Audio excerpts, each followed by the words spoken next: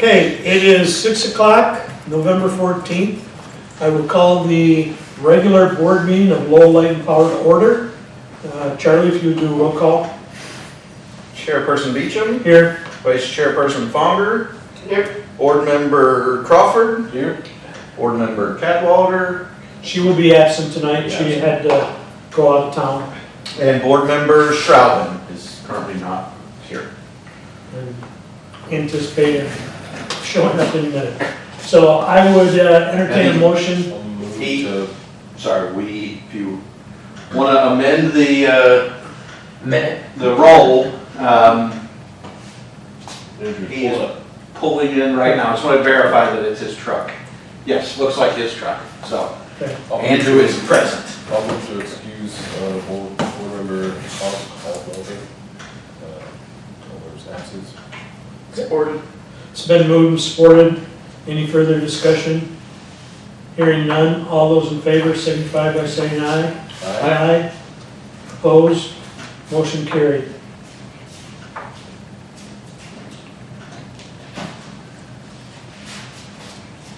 I'm just going very slowly. Approval of the minutes to the October 10th, 2023 regular board meeting. Move to approve the minutes of the October 10th, 2023 board meeting. And supported. Okay, it's been moved and supported. Any further discussion? Hearing none. All those in favor signify by saying aye. Aye. Opposed? Motion carried. Safety moment. All And right. Andrew is here.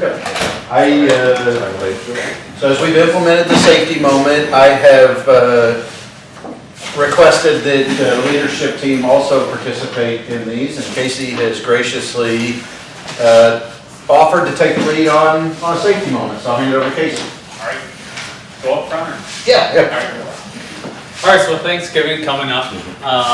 Just a lot of safety topics to talk about with the holiday. Cooking. Cooking is a huge hazard around the holidays. Obviously, you know, whether you're cooking with electricity or some sort of gas or a deep fryer, just want to remind everybody just various safety tips up here. You know, with electrical appliances, fire extinguishers, smoke detectors. You know, does everybody have a fire extinguisher in their kitchen? It's good practice to have one. Usually right under the sink is a perfect spot for one. And smoke detectors, you know, when was the last time you tested yours? If you have them on every level. Especially if you have a lot of people over, you know, it creates just a lot of appliance usage and potential for fires. So. Which type of fire extinguisher should you have? There's like A, B, C, D, different types. So for a home, since you're recommending it, what should the homeowner look for? Sure, just an ABC is your most general fire extinguisher you can buy at any hardware store. You can buy them at Meijer. Yeah, typically they're like a little 5-pounder. Okay. It's good to have one on each level of your house as well. Basement, upstairs, bathrooms, kitchens primarily. You can go to the next one. Oh, the fun one. So, specifically with deep fryers.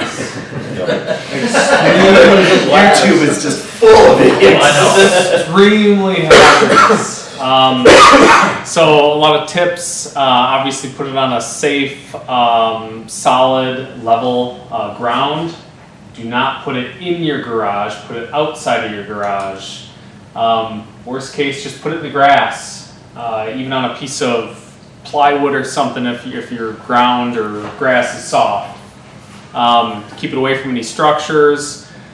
I have kids get into everything, and one of the things I would recommend is if you have family over and kids over, like set up a ring of like lawn chairs around your deep fryer, just keep the kids away. You know, they're on bikes, they're throwing frisbees, they're kicking soccer balls. So make some sort of like temporary little barrier around that deep fryer just to keep kids and balls and toys away. Because yeah, if you get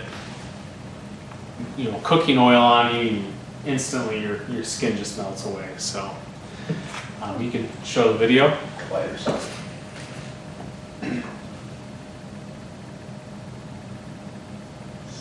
That is a frozen turkey. I was gonna say, yeah. So yeah, obviously never put a frozen turkey in a Or deep partially fryer. frozen. Or partially frozen, yes. So anyway, be safe with the holidays. Hope you have fun and prevent fires. Awesome. Thank you, Casey. Well, when I was a kid, I'd go to my Grandma Rosie's for holiday dinners, and without fail, dinner was served when the smoke alarm went off because she would always forget that she put the rolls in. So The dinner bell. yeah, when the smoke alarm went off, it was served with bird rolls. Okay, moving on, public comment. We really don't have any public here, so we'll move on to action items. All right, we'll start with the first one. So just as a little bit of background, we're joined tonight virtually with Jillian from UFS. We work very closely with Jillian. She's part of their team. We've worked with her since I started working with UFS, back to when we implemented or updated the cost of service, or not before the cost of service, before we updated the PCA. Have since worked with her on the cost of service. But as the board is aware, last year we did a full cost of service update, and at the time we worked with UFS to recommend a 5-year outlook on a rate track, a 5-year rate track. That 5-year rate track included a 6.5% rate increase in year one, which was implemented in January 1, 2023. So that's been in effect for almost a year. The rate track at that point indicated a 3% rate increase in years 2 and a 3% rate increase in year 3, and then 0% in years 4 and 5. Working with UFS, updating our long-range financial projections, we've identified a reduced rate increase that is proposed, and in your board packet is a rate design that we worked with UFS on that does include a 2% rate increase overall. Each class is impacted slightly different based on where they sit. That class sits in terms of the cost of service study. But other than that, I will not take any of Jillian's thunder. I will let her go through the presentation. But if you wouldn't mind giving a brief introduction, that would be great, Jillian. Okay, great. Well, thank you, Charlie. That was perfect. I think you could probably give this whole presentation yourself. So my name is Jill, and I work with Utility Financial Solutions. I'm a rates manager, and I work closely with Mike Johnson, who also worked on the cost of service study. And I am here to present to you the results of the financial projection. And what's really great about Lowell is that you update your financial projection on an annual basis.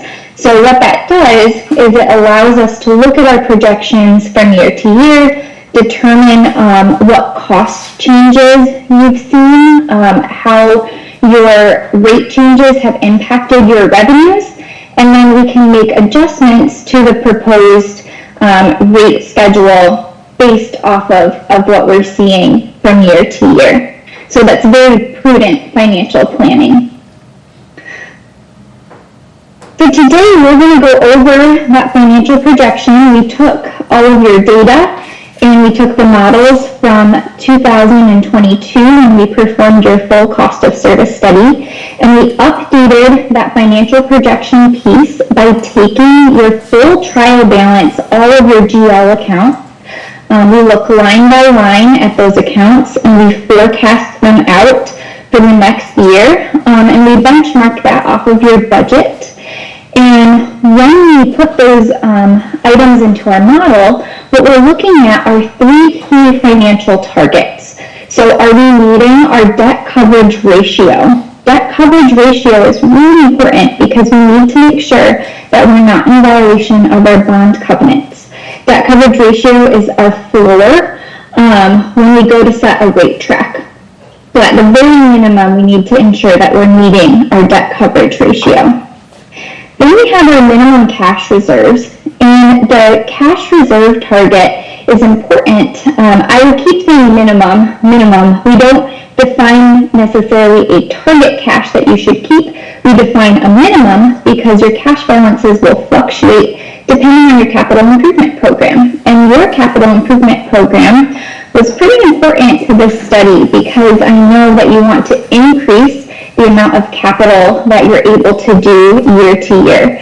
So we bumped up that amount of capital, and I'll show you the way that we looked at your cash balances in terms of your equipment replacement fund and how that all works together as far as your minimum cash reserve.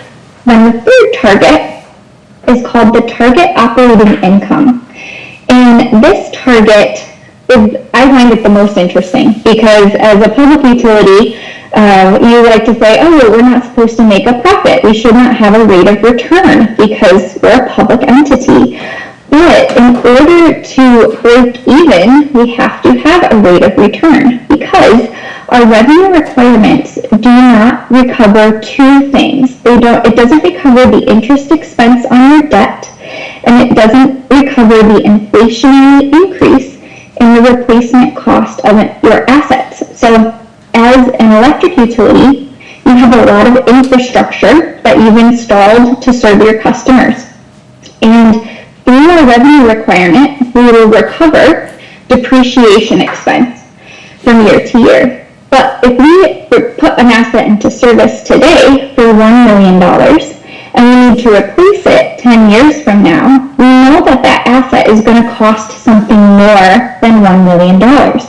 So the target operating income is trying to capture that inflationary increase in the replacement cost of your infrastructure.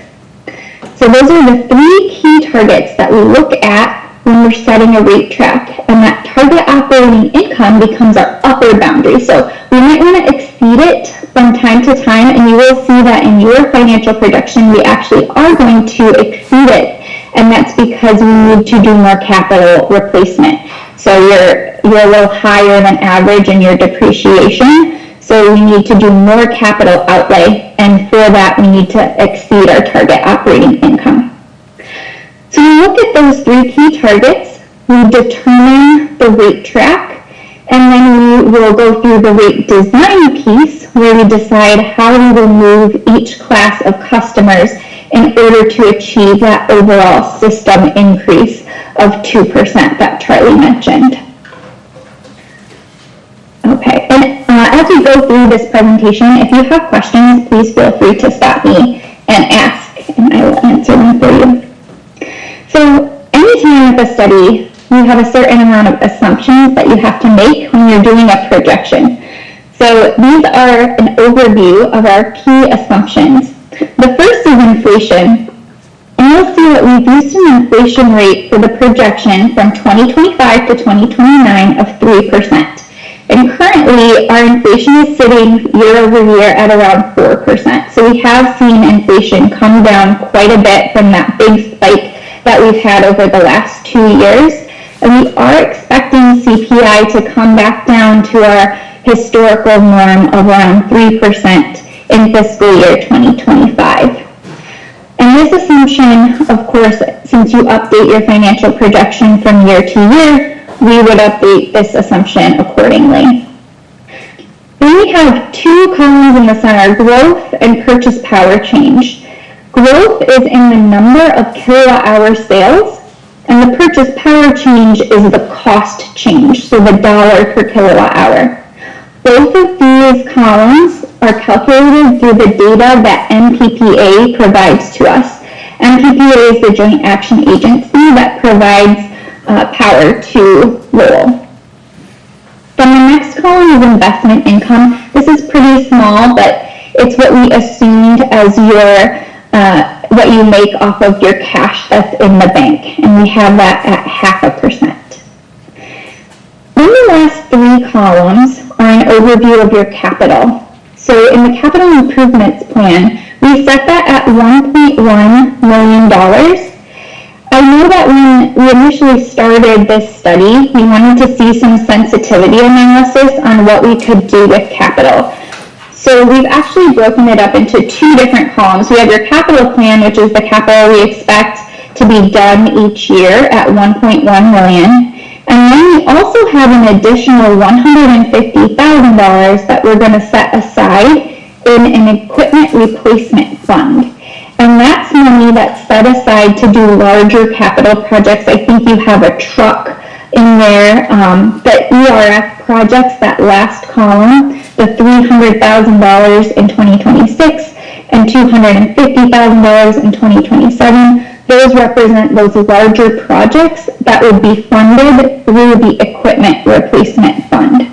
So you have your capital plan at the 1.1 million plus the projects through the equipment replacement fund, that 300,000 and the 250,000.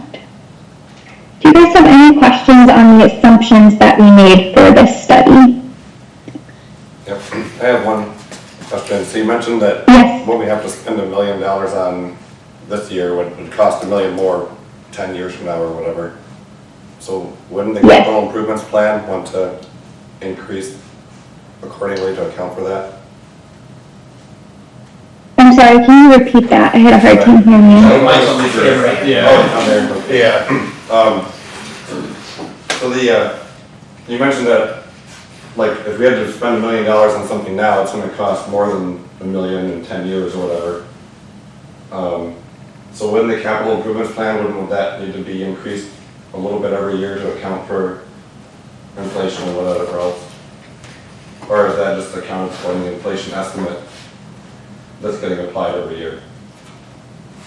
Right, so we did not include an inflation on the capital improvement plan. That's really dependent on how much capital can be done from year to year. So essentially, it's really just dependent on the projects that were planned in that year. And overall, we just smoothed it out at the 1.1 million. Okay, thanks. What?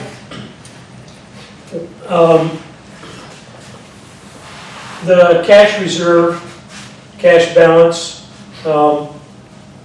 what do you project? How many days do we need? 120 days of cash reserve? Well, I can answer that. We have a policy for that. So that is by policy, that 120 days.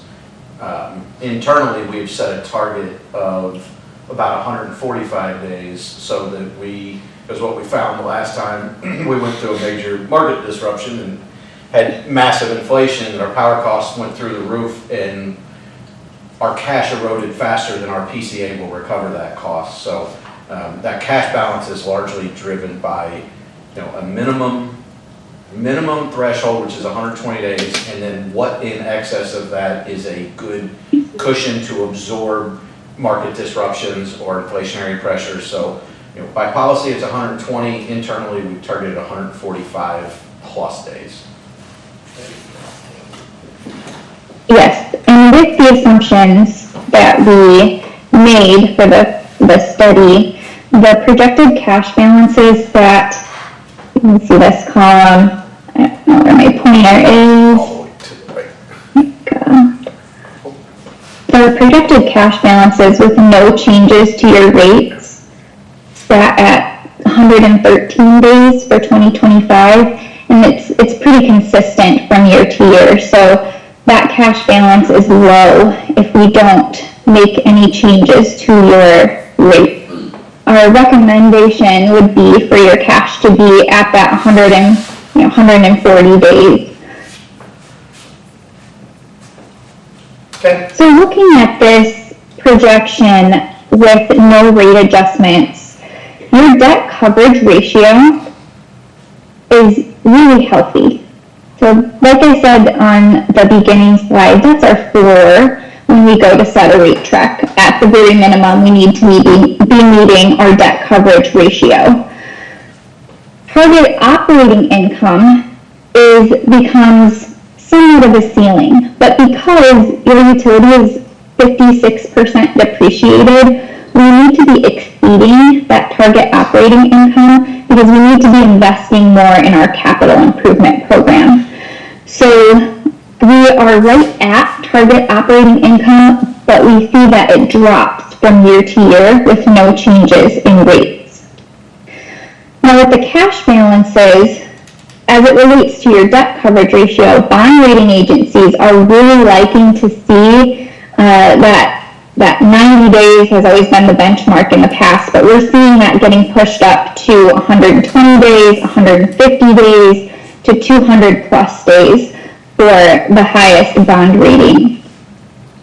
And our recommendation is around 140 days, and I will walk you through what goes into those numbers that you're seeing in this last column. So what we propose, sorry, 1 second. What we propose is a 2% rate adjustment for 2025 and another 2% rate adjustment in 2026. Again, we are meeting our debt coverage ratio, so that rate adjustment makes our debt coverage ratio look even better. Our adjusted operating income, like I mentioned on the previous slide, we're exceeding the target, and that's because we need to make further investment in capital. This brings our cash balance throughout the projection up to 190 days in 2029, and lets us meet that 120-day minimum in 2025.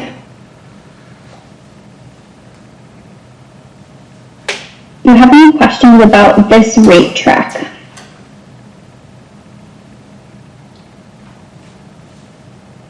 Nope. Okay. Right.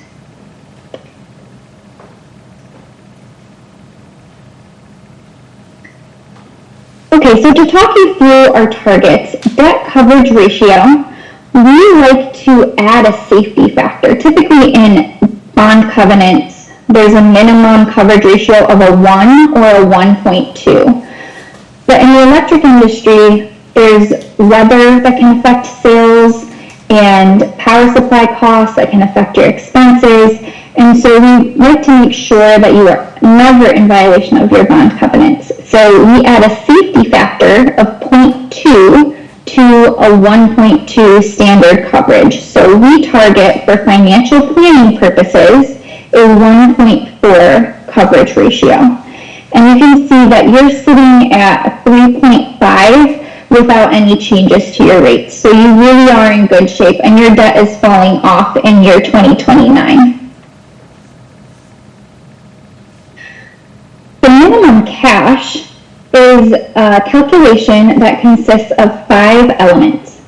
So the first element is we look at your O&M expense less depreciation expense, because that's non-cash. And we want to make sure that you keep 45 days of working capital in reserve at all times. So that 12.3% that's in the top row represents 45 days. 45 divided by 365 gives us the 12.3%. And that's the risk factor that we're going to assign to that total O&M expense. So when we multiply the O&M expense by the 12.3%, that comes out to around $420,000 that's going to go into our minimum cash. The next line is purchase power expense.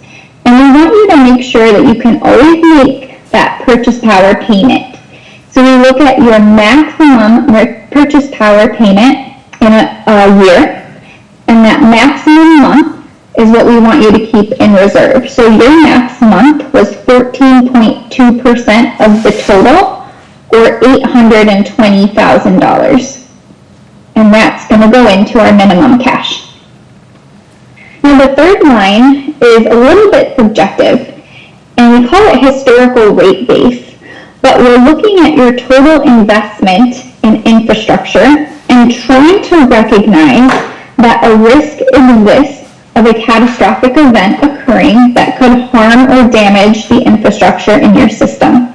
And we want to make sure that you have a certain amount of funding set aside to begin a repair and replacement process if that were to occur. Living in Michigan, we have windstorms and ice storms that can cause damage to our system. And how you assign a risk factor, typically our risk factors range from 1 to 3%, and we look at your percent plant depreciated, which currently sits at around 56%. Now the national average of plant depreciation in the US is 50%. So you are higher than average, so we have assigned you a risk factor of 3%, which is a higher risk factor. And when we take that 3% and we multiply it by your total investment in your assets, that comes out to $732,000 that we want you to keep in reserve. The fourth factor relates to your debt service. So you make 2 payments on your debt a year. The first payment is interest only, and the second payment is principal and interest together. And we want you to keep the higher of the 2. So that principal and interest payment, we want you to keep in reserve. 83% of your total annual is that principal and interest payment, or $385,000 that you'll keep in reserve. And then the last one is 1/5 of your 5-year capital plan, and yours is pretty easy since we have $1.1 million a year, so 20% of that 5-year plan is $1.1 million that we'll keep in reserve.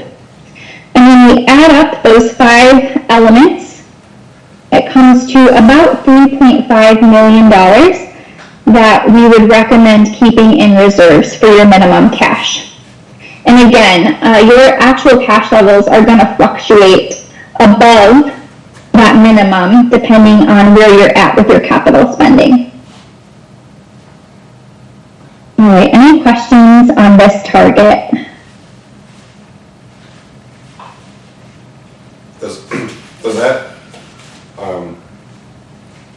like a percent plant depreciated number is going up to 60, that factors in the capital improvements being made? It does. So you would need to spend more on capital in order to pull that percent plant depreciated down to fight that increase. Jillian, our depreciation expense right now is about $750,000 a year, so we are planning to exceed depreciation on an annual basis, so we should chip away at that percent depreciated if our capital spend is higher than depreciation, correct? Yes, you should theoretically. So I can definitely take a peek at your model after this. This is what the model is showing currently. I think added assets though. If you held the infrastructure, the system stayed the same, if you added a new system, like a part of our capital budget added new lines. Yes. Then that could potentially change, we could potentially still go the other way, right? You have to take this. But the overall depreciation should be reducing. If you're adding, anytime your investments exceeding what's being depreciated, you are adding more to your plant value than you are removing through depreciation. So yeah, your overall plant. Yes, I see what you're saying. Is it's a bunch of different pieces, but we theoretically, if we exceed, because part of our capital budget is to replace things. Part of it is to expand. Often, make sure we have capital funds available to cover contributions and aid in construction for large services. So part of it is new, part of it is replacement. Agreed. Yeah. But I think we covered this last year during the cost of service. And I believe that the model is kind of a straight line depreciation without factoring in the new capital improvements. Is I thought was the answer we got last year. I don't remember, because I thought we talked about this with UFS here when Mark was here. But Yeah, I guess we'll have to wait and see what she. yeah, I said, if you wouldn't mind looking at the model, and I can share that with the board between this meeting and the Yep, next. absolutely. Well, one thing too that I don't have in here is the funding through the equipment replacement fund. So we have another 300,000 and another 250,000 that would also go into that calculation that I don't think I brought into it in this line.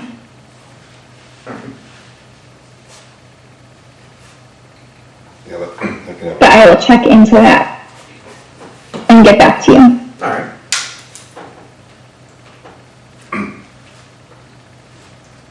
So another question I have is, the previous slide, you kind of mentioned we have, the debt coverage ratio is really high, but our cash reserves are low. Does that mean that there's more opportunity to take on debt? Or I guess I don't even know what that means, I'm not a. We have tremendous accountant, so. We have tremendous debt capacity at this point. Right. We could take on significant amounts of debt, based on that one factor. But does that mean we're not leveraging enough if we're struggling to meet cash reserves? Then maybe there's more opportunities to borrow to invest in a capital project than to just fund it directly? Maybe it makes no sense. I'd be happy to have I think it's probably a better conversation for another time, but I'd be happy to sit down and talk about debt financing and when to use debt and these are opinions, but when to use debt financing, when to use cash financing, and different things that we consider. And then I can also share with you, I like to reserve debt capacity for substantial investment, and with regulatory changes, with legal changes, we could have substantial capital investment that needs to occur from a generation perspective. So it's a different, I guess it's a different conversation for a different day that I'd love to have, because I can have all kinds of fun with it. But there is capacity there from a debt coverage ratio that, and Megan and I have been eyeballing some of that debt. We've had some debt recently expire. So previous to this, we've had to consider debt coverage ratios that include additional debt payments. We had the IPAs for the combustion turbine controls and the natural gas compressor skid, right? So we had those debt payments to consider into that calculation. But as you notice here, we have debt expiring, and all debt is scheduled to currently be off the books by 2029. The only two pieces the only two pieces of outstanding debt we have right now is our Series 2012 refinancing bonds and the revenue bond we took out to pay for the renovations here. And this is probably, again, a conversation for another time, but it seems like before we have talked in the past about having a certain amount of debt so we don't look too desirable, like for somebody to try to swoop in, and you know what I'm saying? I would love to one day pick UFS's brain on debt and its relationship to likelihood of buyout and attractiveness of buyout as it relates to cash, but I would agree, probably a conversation for another time. That we can get into that, and it's philosophical, and people can have differing opinions, and nobody's right until the rubber hits the road, and the individual circumstances determine the outcome of a situation. So, but I don't know if you have anything to add to that, Jillian. I'd love to hear your perspective. As it relates to buyout? Yeah, we're talking about, and we've had if you're carrying debt-free and a lot of cash, you become very attractive to buyout. You do, yeah. One of the, and I don't know how common it is, one of the deterrents is how you structure your debt and what's actually in the bond covenants, whether they're assignable or not. If you make them non-assignable debts, then whoever's buying you out has to satisfy that debt in full. if it's a, so there's different ways that you can structure debt to protect yourself. Do you really think that that's an issue ever? I mean, it has to go to the vote of the people, it has to be a super majority, and I think, while it is highly unlikely, I think the people of Murfreesboro, Tennessee thought it was highly unlikely when their rates were, when they were sitting on $10 million in cash and their rates were 25% less than, or whatever it was, I'm not sure if it was 20, we're on recording, so I should speak factually. But the rates were substantially lower. Big dollars can tell big stories. Yep. Propaganda campaigning, resources that we don't have or we couldn't spend, other entities can. So while I think it's highly unlikely because of the charter protections where you have to have the supermajority vote of the people, money motivates a lot of people. So I mean, we could have, I mean, even though it probably wouldn't go through with our voters, it would be a mess. yeah. So while I think it's wildly unlikely, I think we should consider the moves that we make today and how it could protect us 20 years from now, where we don't know what the landscape will look like 20 years from now, but we know it'll look different than today. What that difference is. So I would say it's highly unlikely, especially in the current environment, but that doesn't, that's not the one-stop shop protection against buyout.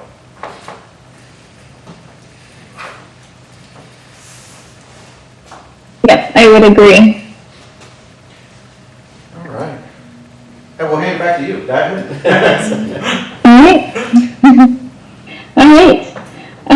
Our third target is that target operating income that I mentioned at the start of the presentation, where we are trying to recover two elements that are not included in the revenue requirement, which is the interest expense on debt, and then that inflationary increase in the replacement cost of your infrastructure. And your rate of return calculates out at 6.8% for 2025, which is $720,000. So if you are fully funding the replacement cost of your system, you would be making $720,000 in 2025. Any questions about operating income?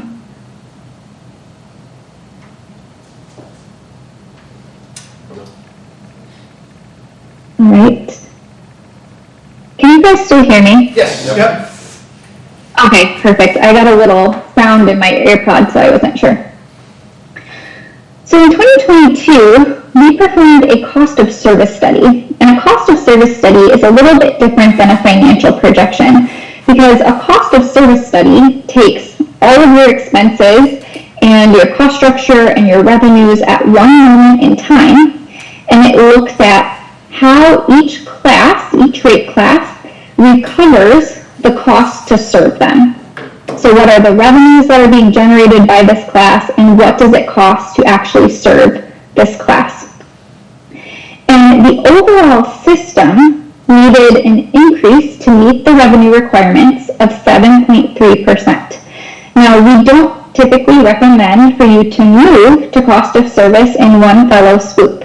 So we did a 6.5% rate adjustment last year, and now we're proposing a 2% rate adjustment. And when we look at the cost of service results, it helps guide us as to how we should break up that increase. So if we're giving a 2% overall system increase, the residential class might need a little bit higher than 2%. Because if you look at their cost of service results, it showed that the class needed a 16.9% increase in order to meet their cost of service, compared to the overall system at 7%. So the cost of service results guide how we structure the rate design. When you look at the general service demand class, they showed a decrease. So we would give them less than the 2% system rate change that we're proposing. Does that make sense? Yeah. Okay. So in setting up the rate design, given the cost of service results, this is what we came up with. The residential class would see a 2.6% increase. The general service class, we give a 2.2% increase. The street lighting and security lighting needed a larger increase, so they would get 3%. The general service demand and general service demand primary would get a 1% increase, and the general service transformer ownership would get the system average of 2%. But within that, each class has its own rate design component. And so I wanted to share, you have a packet that gives you an overview of all of the components for each of the classes, but I wanted to walk through a sample rate design for the residential class. So the residential class gets charged a monthly customer charge, and currently that charge is $27, and that does not vary by their usage. So each month they'll get charged that monthly charge at $27. And we're proposing that we increase it $1 to get closer to that cost of service to $28. Then the residential class also gets billed per kilowatt hour of energy that they use. And that current rate is 9.8 cents, and we're proposing that we increase it to a little bit above 10 cents. Now the third element is the power cost adjustment, and I want to commend you on having a power cost adjustment. Power cost adjustment is an extremely powerful risk management tool that's used to safeguard the utility and the customer against fluctuations in power supply cost. So power supply cost represents a large portion of your expenses. On average, they can be anywhere from 60 to 80% of an electric utility expense. And power supply cost, because you secure it through MPPA, it's really outside of your control. They tell you what the cost is and you have to pay for it. And the power cost adjustment shares the risk of fluctuations in power supply cost with the customer by treating that change in power supply cost as a pass-through. And the thing that the utility does, which is really good for the customer, is that it uses a 6-month rolling average method to smooth out those fluctuations. So if you have this spiky increase one month, you don't just pass that full increase onto the customer in that month. You take a 6-month average, it gets rolled in, and the customer will, over 6 months, repay for that spike. But it goes the other way too. If you have a dip in your power supply costs, the customer will see a credit on their bill. So that power cost adjustment for rate design purposes is kept constant so that we ensure we're meeting that revenue target of the 2.6% increase, because that power cost adjustment will be whatever it is calculated at for that month. So overall, this generates a revenue increase of 2.6% in the residential class. And when we look at the impact, your average residential user uses 700 kilowatt hours a month, and that equates to $2.66 increase in their monthly bill. And the impacts are really quite flat. Everyone's seeing around that 2.6% change, but you can see that depending on the usage, it ranges from $1.59 up to your high users. They're going to have closer to a $5 increase in their monthly bill.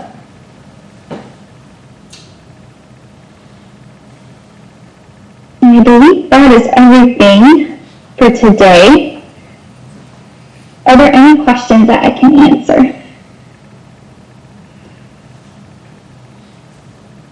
You answered all of them, apparently.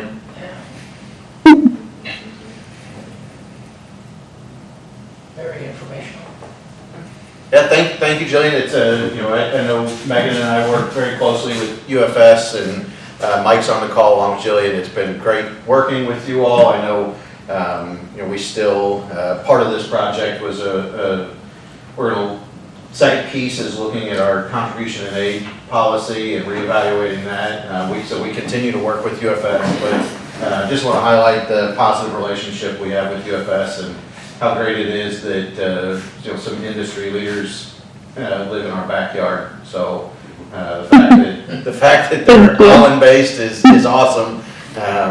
But, they're just a great partner, and I think you all see why we work with them and why we keep touch points on an annual basis. So, and that was one thing I do want to highlight is historically we've not engaged UFS on an annual basis, but in light of the circumstances, power supply ramping up, updates to the PCA, and the potential for deviation from the assumptions happening a little bit quicker than if things are a little more stable.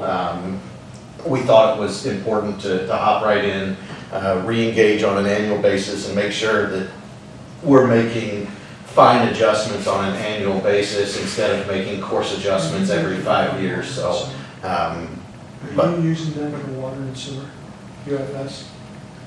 I don't know, you'd have to ask them, I don't believe so. I don't believe so. I know Mike Burns went to a course over on the Lake Shore that Don won from Oh, yeah, UFS yeah. on last week, I think. But Yeah. so I know the city is familiar with UFS, but I've never heard them formally engaged. No, I don't. I'm not sure. You do water and sewer also? Cost? Yes, we do. Okay. Awesome. Any other questions? Yeah, I don't know, Mike, do you know if we work with the city at all? I've not heard it, no. I'm not There are sure. several that we do in Michigan, but I'm not sure. I'll check what you're talking, but I don't think so. Or we did a feasibility study, but nothing other than that in 2020. I would just say that we're not the council, and we're not in charge of that, but you have a supportive board here that sees the value of working with your company. And I would just like to, Thank you. from the sidelines, I would encourage the city to look at the possibility of using your services in the Thank water and you. sewer. That's kind. Thank you so much. We're glad we can help. Okay. All right. And the only other thing we have, if there's no other questions, we'll let Jillian get on her way. But other than that, your board has the full rate design packet in your board packet, and it is staff's recommendation to approve the 2024 rate design that's included in your board packet. Just as a formality, should the board choose to approve this, it will get sent to the city clerk, and it has to be on file for 30 days before it becomes effective, but the plan would be to implement this with the bills going out at the end of January. Okay, and again, we're just approving the next year's rate. We're gonna be looking at year to year. Yes, year. And it's, right now projection is 0 in year 4 and 5, but I would anticipate that changing. We will be evaluating, we So talked it's we talked about this when we went through this. We expect a lot of things to change between now and year 4, which is why I think more things will change in a shorter period of time in the near time horizon than what we're used to through, the 20 teens, where we saw relatively stable economy overall.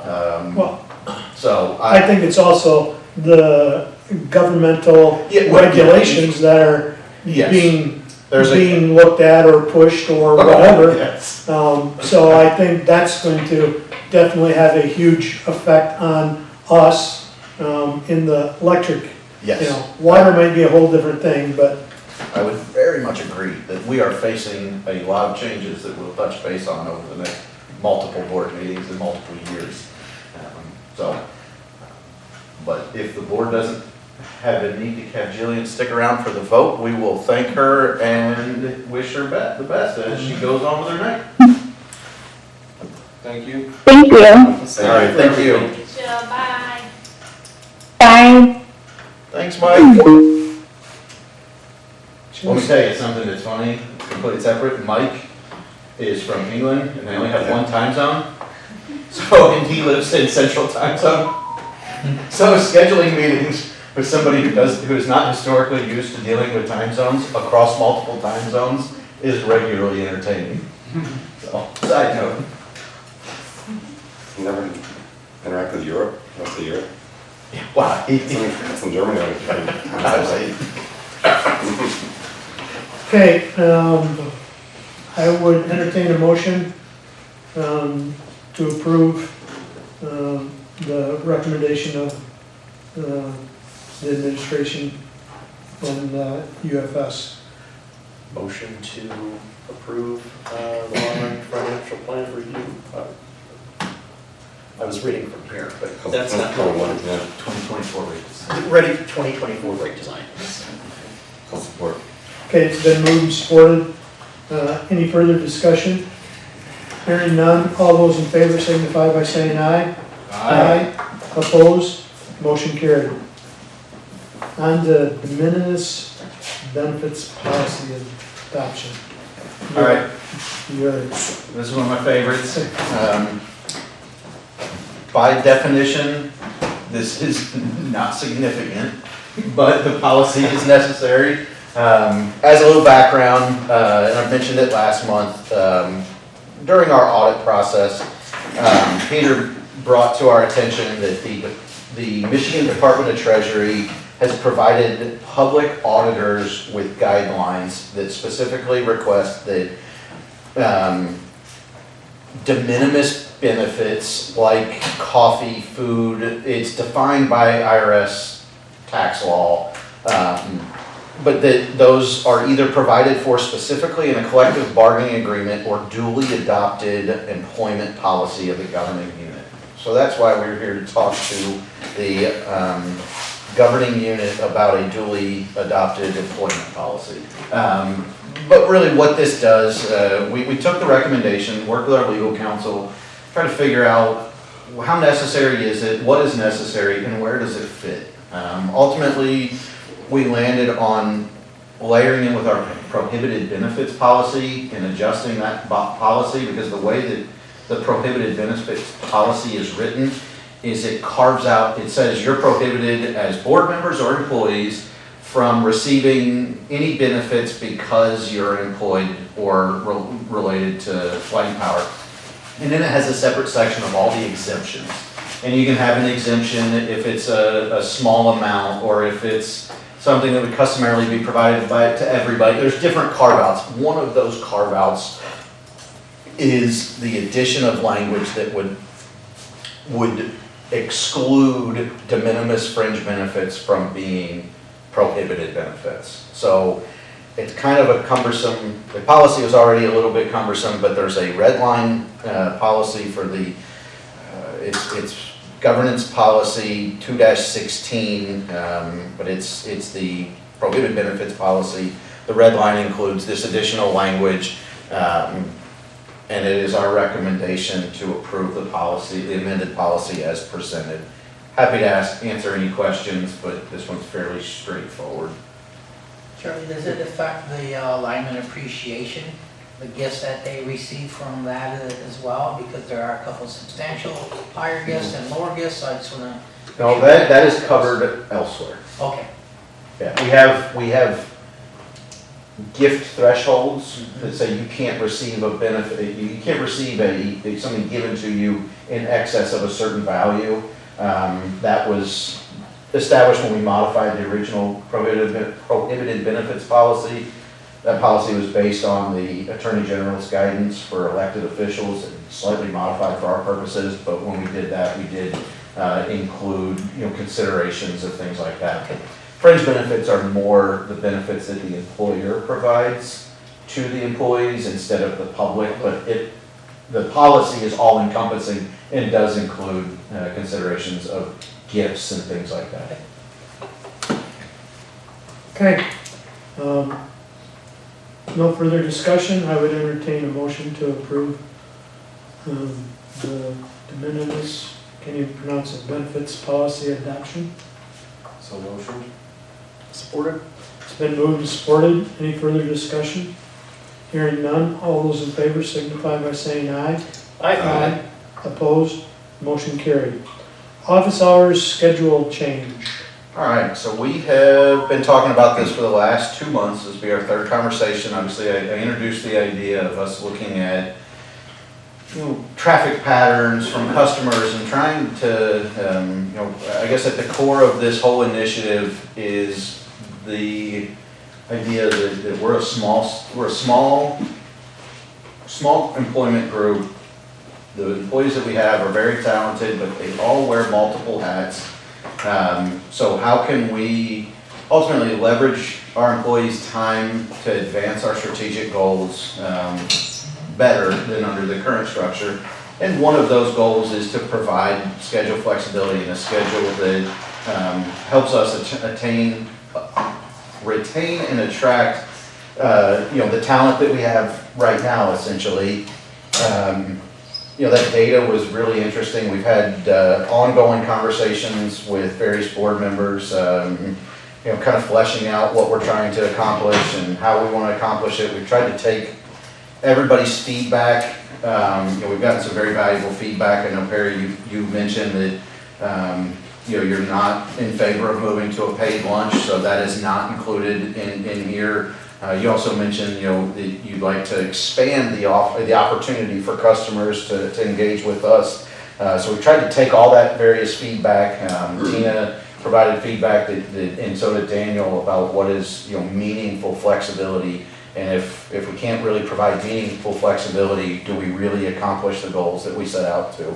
So it's kind of cumbersome to go through because you got the customer-facing side, you have the employee-facing side. But just as a reminder, kind of some of the goals and considerations, we want to create that schedule flexibility. We are seeing that as very meaningful, especially as childcare continues to be a major hurdle. That's it. I mean, there's no other way of putting it. Childcare is very much a challenge in being able to provide meaningful flexibility while still getting the work done. I think that's the key, is nothing that is being proposed is to get less work done or even the same amount of work done. The idea is that we improve efficiencies and can actually put more on the plate without having to expand our staff. Because there's a lot that we want to get done. There's a lot of great ideas, and everybody has multiple hats. Everybody has a secondary duty that is just as important as their primary duty. So we're kind of either looking at, do we need to add staff, or can we use our existing staff and leverage a better schedule or a better use of our time to further our objectives as a utility?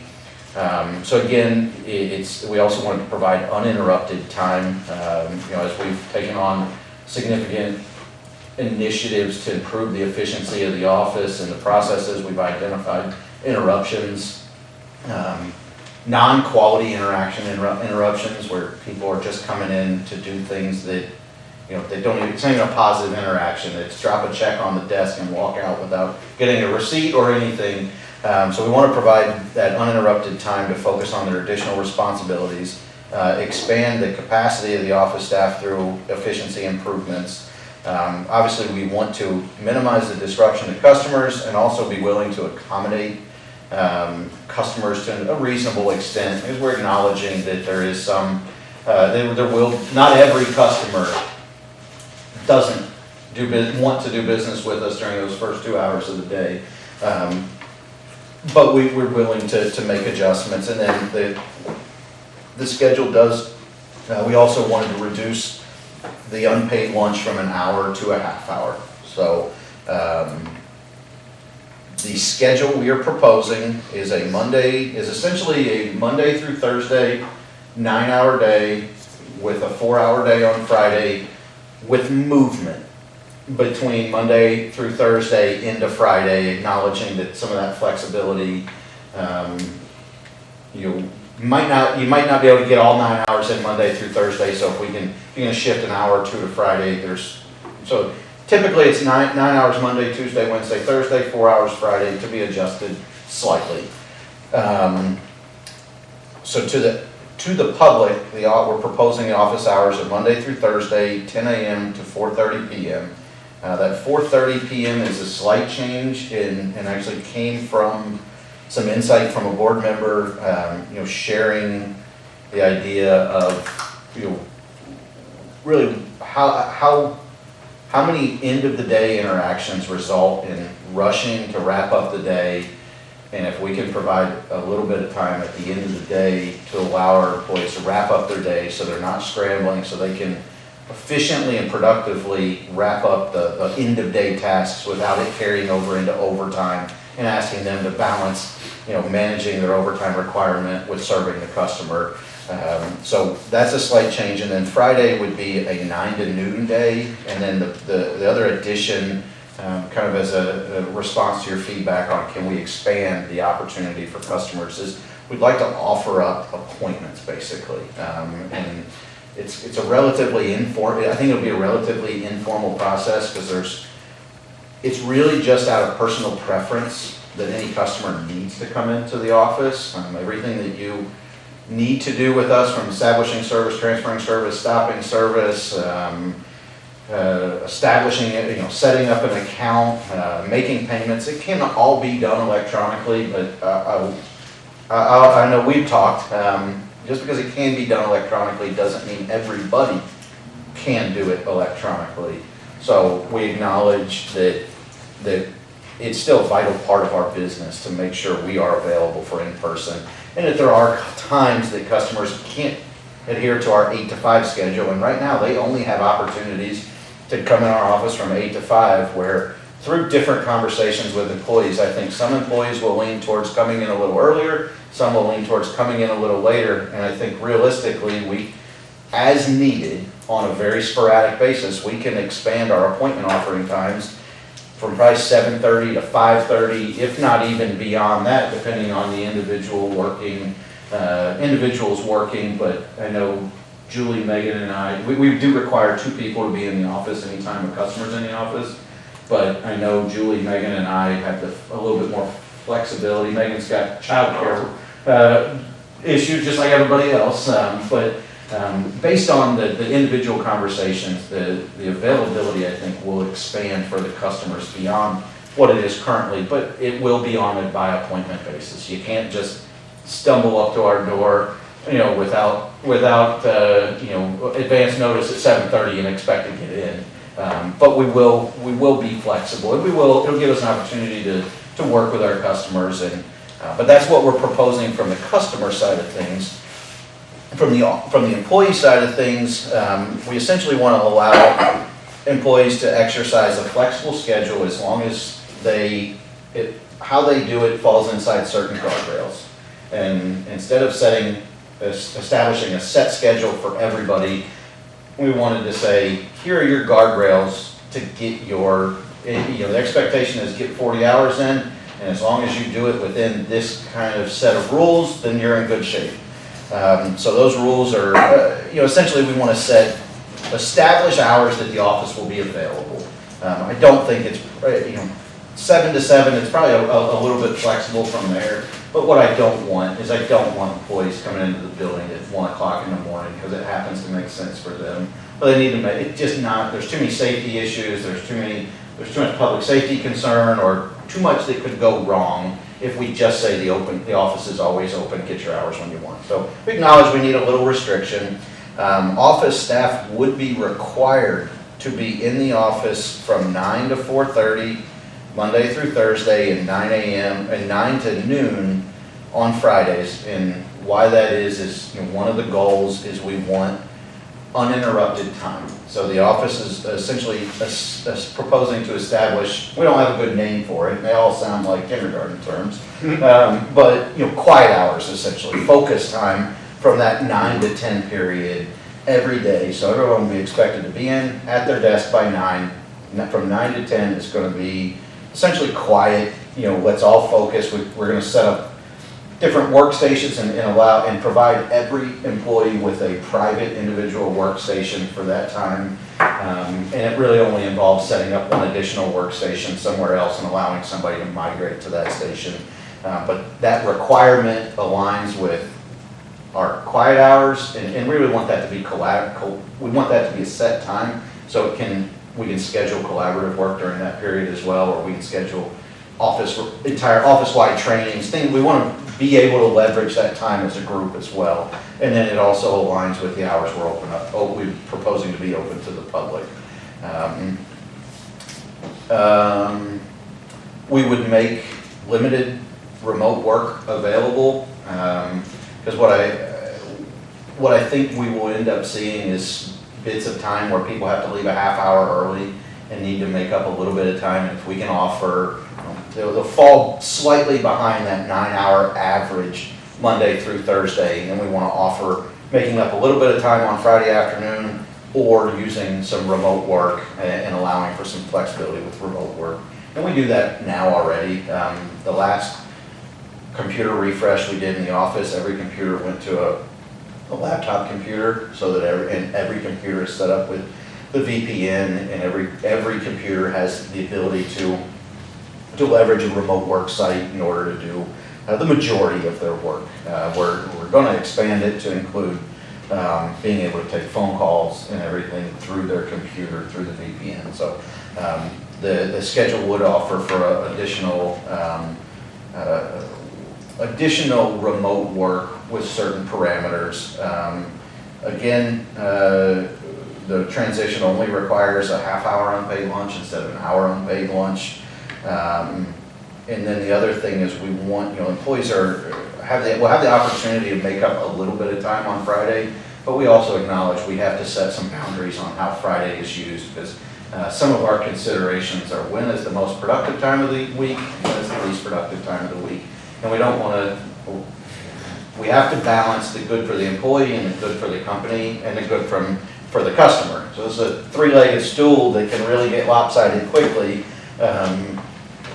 So the idea is we limit how much time on Friday afternoons, because we don't feel like it's probably the most productive 3, 4, 5 hours of the week, but it can be. It can be a productive time. It just, I wouldn't want somebody getting in the habit of working very long Friday afternoons. And the challenge, it should not be as much of a challenge to get 9 hours Monday through Thursday, because by cutting your lunch from an hour lunch to a half-hour lunch, if everybody works the exact same schedule, that 8-hour day turns into an 8.5-hour day already, just by working the same schedule and having going from a 1-hour lunch to a half-hour lunch. And then the other would be, just as employees currently do, anytime they're short 40 hours in a week, the expectation would be to manage their PTO so that they can use PTO in order to round out their 40 hours for the week. Again, there are some other, we talked internally about communication. We would be proposing this change to go in effect in January. That would give us about a month and a half to really hammer down, you're counting over there, Daniel. I caught you. You're counting. No, it's fine. It's all good. Just take your numbers, Rick, man. I've got charts of it. If you start at this time and end at this time, what does a 9-hour day look like? What does an 8-hour day look like? And we used it how many times? Well, if you came in at this time, what's it look like? If you did this, what's it look like? A lot of scenario planning with this proposal, but again, that's kind of the change. The proposal is to start in January, get a new fresh year, have a month and a half to communicate this with the public. Do want to talk a little bit about other impacts. When we highlighted that this, anytime a holiday, we have 2 guaranteed holidays that fall on Fridays. Anytime any of the other 8 holidays falls on a Friday, we actually pay out less holiday hours to our employees by moving to that half day on Friday. What we would propose for office staff is If you take a Friday off, it's 4 hours of PTO. If you work Monday through, or if you take Monday through Thursday off, it's 9. We are in ongoing conversations with the other parts of the company as well. This change is really focused on the office, but it's not a change that is exclusively available to the office. Talked with Casey in the generation department. Casey's a little different because he already has. We know it's a little different, we knew that, it's a little different. He's happy about that. I'll tell you that. But, you know, talk with Casey, he's kind of a department of one, he's got Tom, and they already coordinate their schedules, and Tom's schedule doesn't have to align with Casey's schedule perfectly, so Casey already has some of this flexibility. The outside crews, operation crews already have schedule flexibility worked into the union contract, but not in this structure. The contract allows for them to go to 410s through the summer. So we would be exploring and working with them to see if, you know, what a 9-hour Monday through Thursday and a half-day Friday would look for them. We've had those conversations. They have some other challenges that we'd have to work through. You know, their lunches are already a half-hour lunch because they're not catering to hours of operation to the public. So other than that, I'm happy to answer any questions. A comment, couple comments. One, I want to thank you and your staff for your due diligence on this. I mean, I know you crunched a lot of numbers, you've looked at everything, you know, from as many facets as you can. It really sounds like you came up with a good plan. Also, I want to commend the office, you know, for, so again, participating in this, and also just being open to this kind of a change. I think it really speaks well of our team here and how they, again, participated in this process. Yes, it benefits them. I think it's going to benefit our ratepayers in the long run. So yeah, I'm happy that everybody is open to this change. I can honestly look at anybody and say, I see this as a long-term win for the customers, a win for the utility, and a win for the employees. Some of those benefits, specifically to the customer, are a longer play because it does reduce our availability to them, but we have things that we currently do not have the capacity to get done that advance the utility. So we've talked about, you know, as we went through some of these efficiency objectives, and Megan can tell you this has been a 2.5-year project, maybe. I mean, it's old as Wilder. I think it was about as old as Wilder, and he's 2 now, I so. don't think it's around. But- in a couple years. But we Am I have, gonna have another one? I would someday. Okay. I thought maybe, that's it today. but. You're coming from a recent other. Sleeping's good. But we've taken on a lot of, and there's a lot of things we've done in preparation for this. This wasn't the end goal, but it became feasible as we've implemented an auto attendant on the phone system. It's reduced the number of calls just to make a payment. Or we've put over a third of our customers on reoccurring auto pay.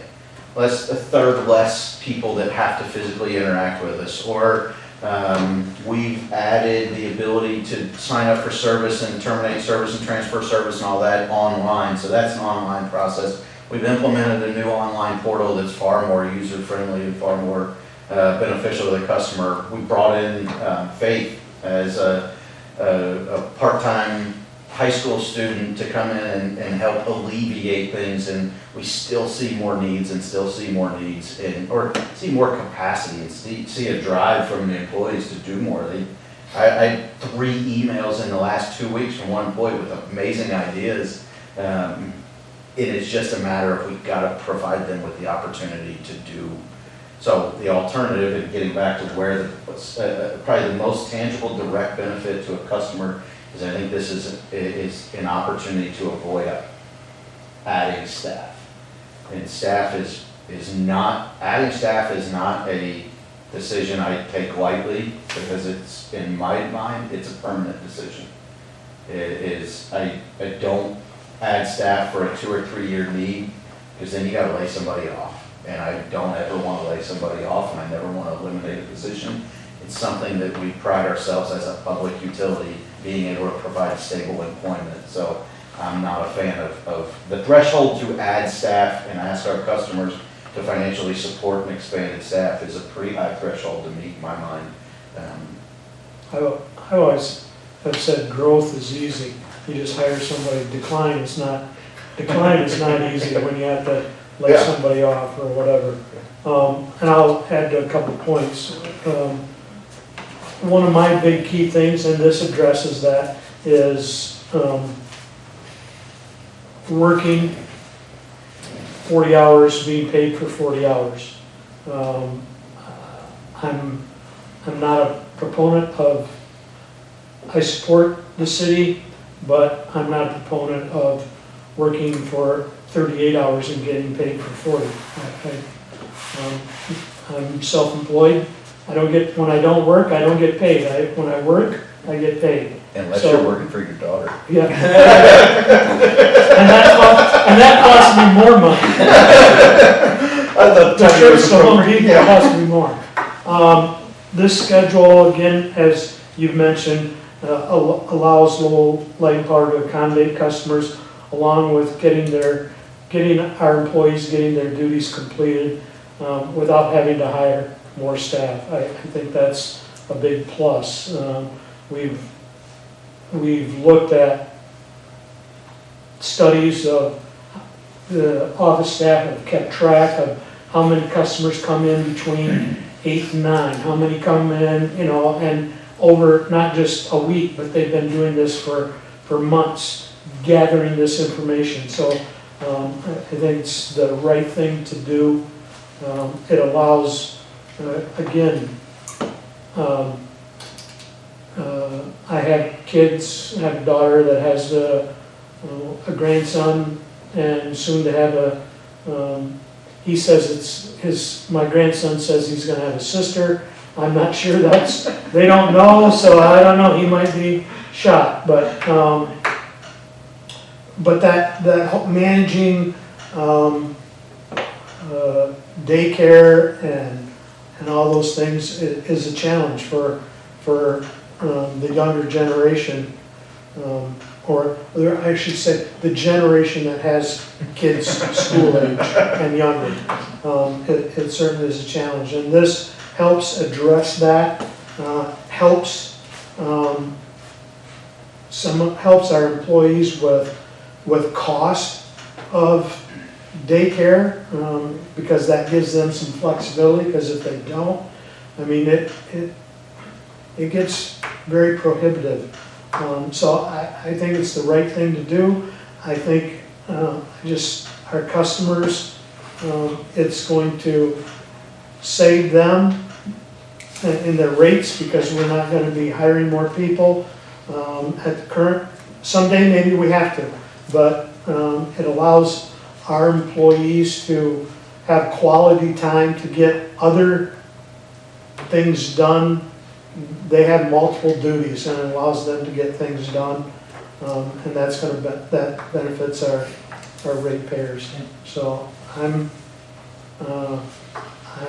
all for this. Experience tells me from when I was working, if you can get 2 to 3 hours of uninterrupted time, that you can get so much more done from 7 to 10 than you can get all day long, just because you don't get those 5-10 minute interruptions, because it takes you another 20 minutes to get back to where you were thinking in your processing. So, I mean, I think staff is just going to kill it. I'm very excited. We have such a proactive staff that's eager to make meaningful contributions, and they all have the ability to make meaningful contributions. And we talked some of this. We make the change, and we guaranteed 4 hours of time from 9 to 10 Monday through Thursday.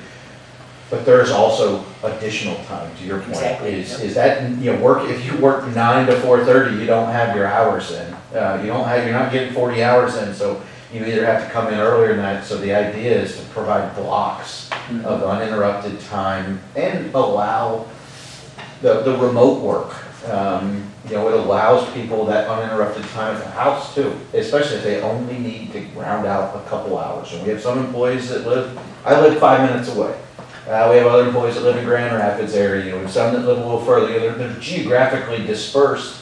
So, sometimes it can be a small tool to allow them to work from home, and they can be productive because it's guaranteed to be uninterrupted time. So, it was one of those things as we were diving into efficiencies. It was the what's the saying? You lose track of the forest through the trees.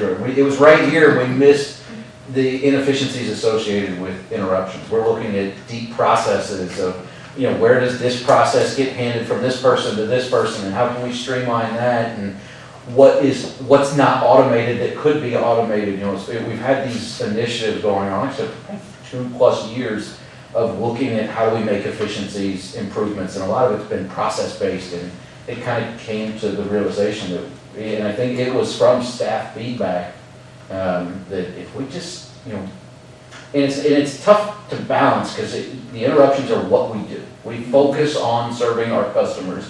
So, last month I talked a little bit about, we try to evaluate the quality of the interaction.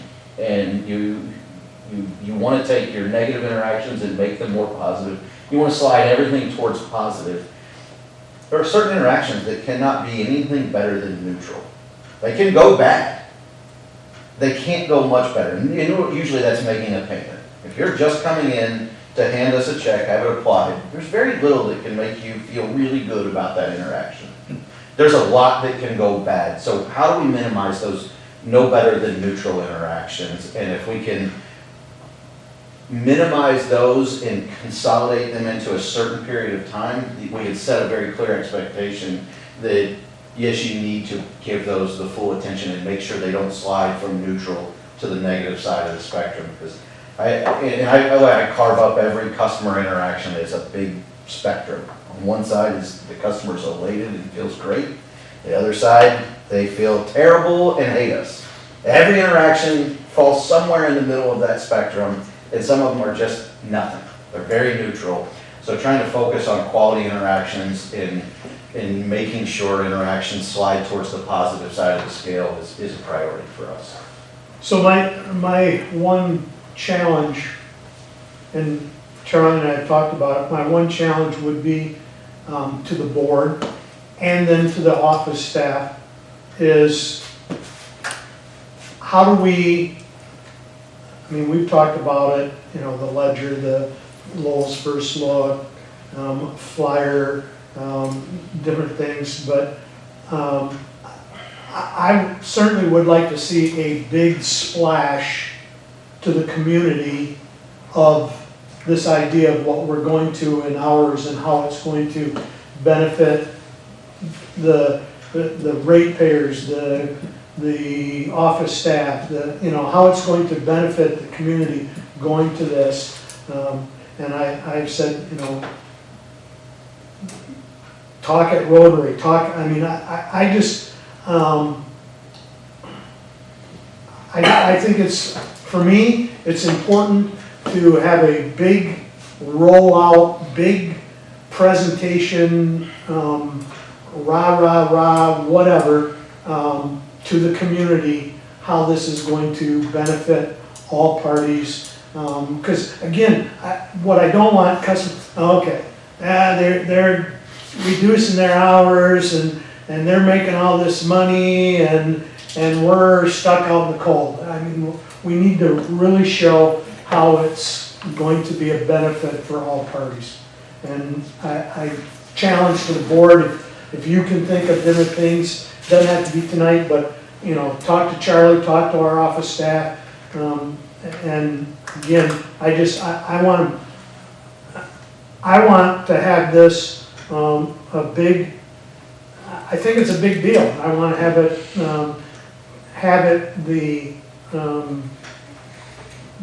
the quality, the time that it deserves to roll this out and to get the public. Well, as a board, I mean, we are ambassadors to the community. And so I think it's important that our messaging be consistent, even if we could get a list of bullet points, talking points, when we are out in the community. Like I'm at Rotary, he's at Rotary, but yeah. So wherever I am, I can be on message. Mhm. Yes, I think that's good. And I'll say, we targeted January 1. If we meet and decide that the communication strategy is going to cannot be effectively implemented, whether it's from the holidays, because it's a lot to try and get done with Thanksgiving and Christmas, but in the new year, if we have to, I'm fully prepared to push this out an additional month to February. But I would agree, it needs to be we need to control the narrative, because if we don't control the narrative, somebody else will make their own up, and this is not being done for selfish reasons. Yes, it is to be a benefit to the employee, but there are numerous benefits across the board that need to be accounted for. And I'm just, selfish or whatever. We have a great staff. And without some of these things, I would be concerned that we might lose a few of those great staff members, because they need with childcare and different things, they need the flexibility. So. I guess I would just note that we don't want to necessarily oversell it. I think this is really awesome to share it. A lot of business has already happened this way and have been for years. And so to some extent we're catching up, but I think the one thing that we're not catching up on is sort of how we go about it. I know a lot of organizations do something like this where it's brainstorming and then it's essentially a popularity vote. What do people on their staff feel works best? There's no evidence. They do that to try it, doesn't work, they try more, and they kind of keep trying until they find something. I really like the data-driven approach. It's a very deliberate approach that you guys took over a long period of time to challenge some of those assumptions. Like you guys were saying that you thought lunch would be an easy one to skip. Or hear which ones you guys thought the number of data shows. Oh no, people actually do show up then, but they don't show up the other time. I figured the first thing in the morning would be busy. I couldn't believe how many people came, but yes, and I appreciate the acknowledgement of that, because why not leverage data to make better decisions? I mean, everything else is feelings. I feel like this is a good idea, I think this is a good idea, and there's enough of that already. You might as well support it with some data if you can, because there's still a lot of, I think this will work. We're intentional in this, but it could go this way, it could go this way. I think we saw the need to be very thorough, and I appreciate the feedback that I got from the board. I did think, hey, look, are we doing something unique? And Daniel said, this is how most CPAs operate. Congratulations, you reinvented their wheel. But it's similar in a lot of ways, because when you're doing like tax, you get emails. But you don't get emails at 6 a.m. You get emails at 1 in the afternoon, 2 in the afternoon, 3 in the afternoon. So it's like I'm in at 6 a.m. to 6 to 10. I barely pay attention to my early emails because I gotta get all these things done. So we're not having people come in. We do have people come in, but it's kind of the same. You're an outward-facing employee when you're a CPA, because you're getting interrupted, and it's like if you have to touch something twice, it becomes like inefficient immediately. I have to reopen this. I have to close everything down, leave my desk. So it's seeing those things resonated with me. Like, oh yeah. Board support has been, and feedback has really. I think this is truly this is an end recommendation from staff that really has been shaped by a lot of perspectives. Each individual board member, staff, management, me, there's been a lot of people involved. So, but I do like that this is sort of an internally driven thing. This wasn't any board member's idea or anything out of some consultant or anything. It was just something the staff decided to do, put effort into it, did it deliberately, didn't just decide to hurry up and get all excited and rush to something. And when you look, you summarize all of this in one page, and which might be the most concise thing I've ever done. Yeah, because I gotta believe over the last 2 years, you guys have had about 3,000 different ideas, and you only got like, 10. Yeah. And then made it to the solution.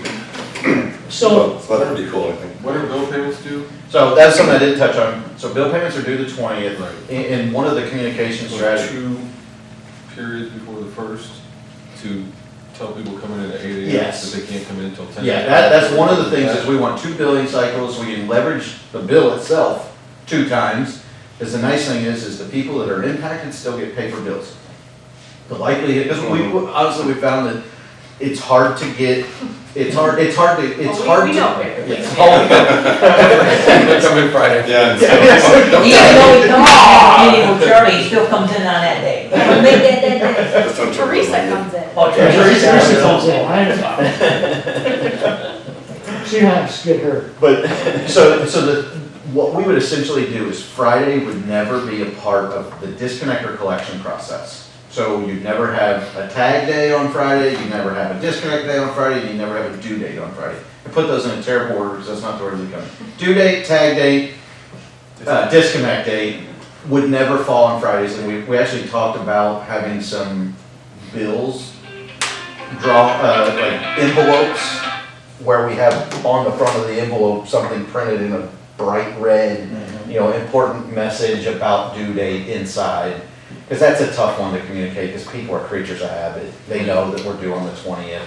And then we would also post on those, on anytime a 20 still did fall on a Friday or something, we would post, we've got a magnetic thing we hang on drop boxes, and we would go out of our way to educate on that. And then the other piece that I didn't touch on is, as we look at what is required really for in-person, the one thing we don't want to encourage people to do through the Dropbox and things is make cash payments.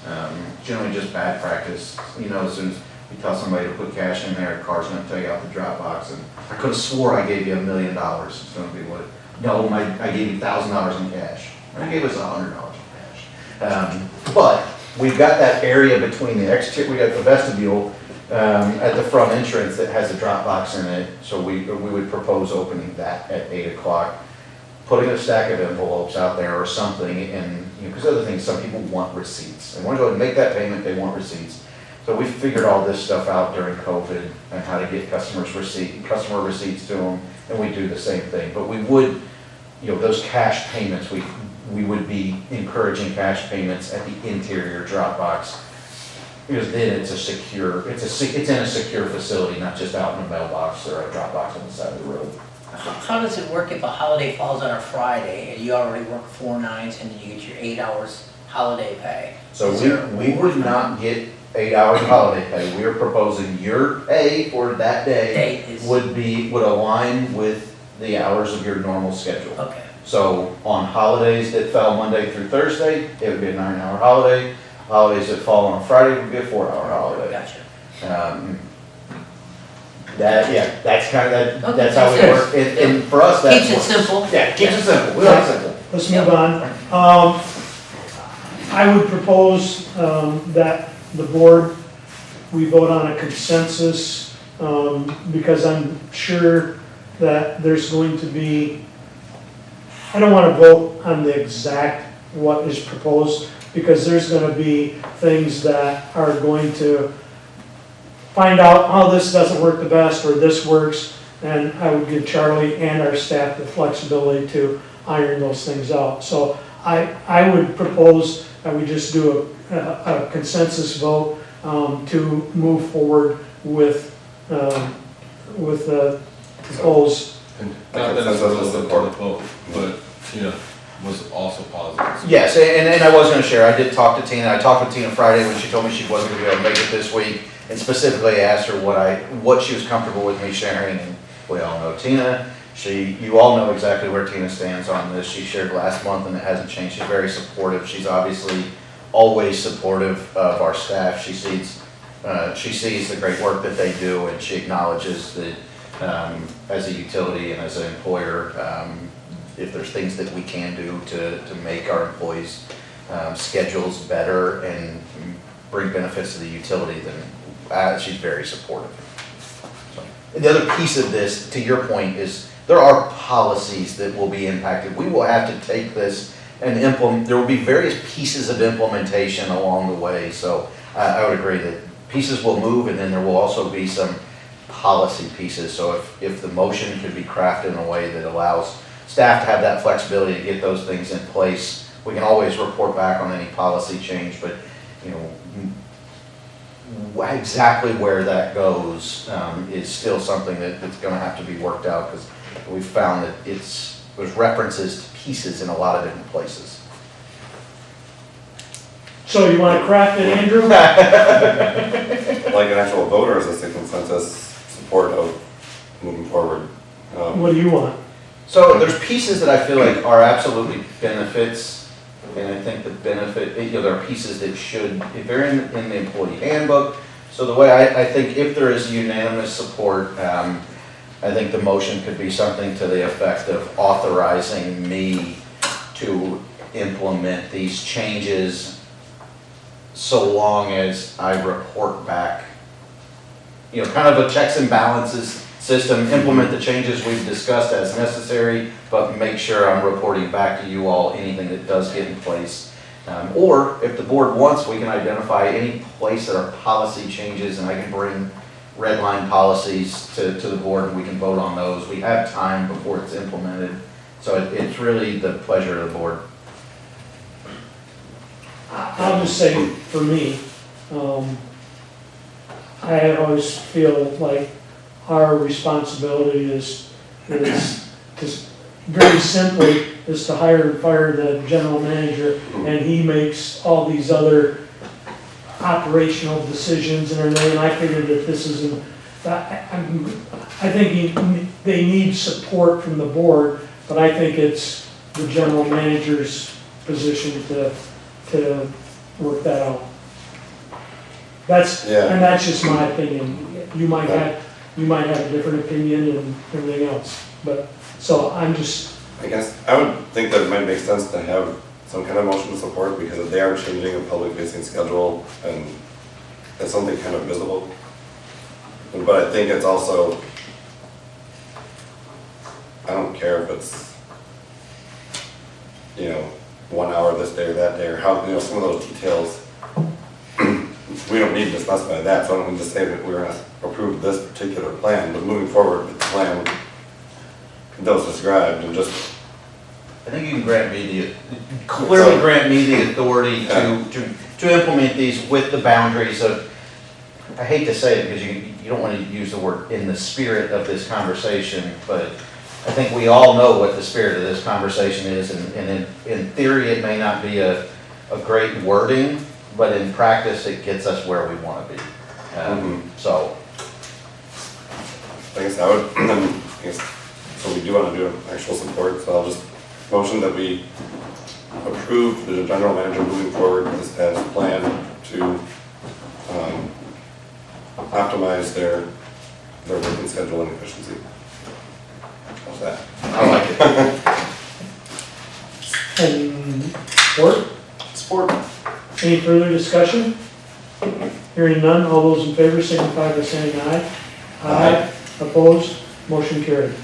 Charlie, I think this is important enough to bring up at the next council meeting, so I'm gonna bring it up, but I'm gonna let you discuss it, so just as I talk about what we talked about, so it'll be at the next council meeting, I think it'll be there on the 20th, Yes, if you don't mind. if you. We have a workshop. I know, we have a workshop at joint 6 o'clock, What, but I what? said at the city Yeah. council, I Right. wanted to. I was saying, we spoke so about. we can talk, one of my thought process after the conversations that I had with Harriers is doing more of a formal presentation, putting together some slides, and doing a formal presentation for the council, because the media will pick up on it, there's more public there, it's a good opportunity. Because I think after that, we'll probably only have one in December. Well, and that's what I think to it's be just that honest with first one in December, so. Yeah. I We can- haven't voted on it or, I think yeah, it's but I have a important. feeling it's gonna be, but It's important for us to showcase. just let me know when you due want me to bring diligence it up and I'll bring it Yeah, up.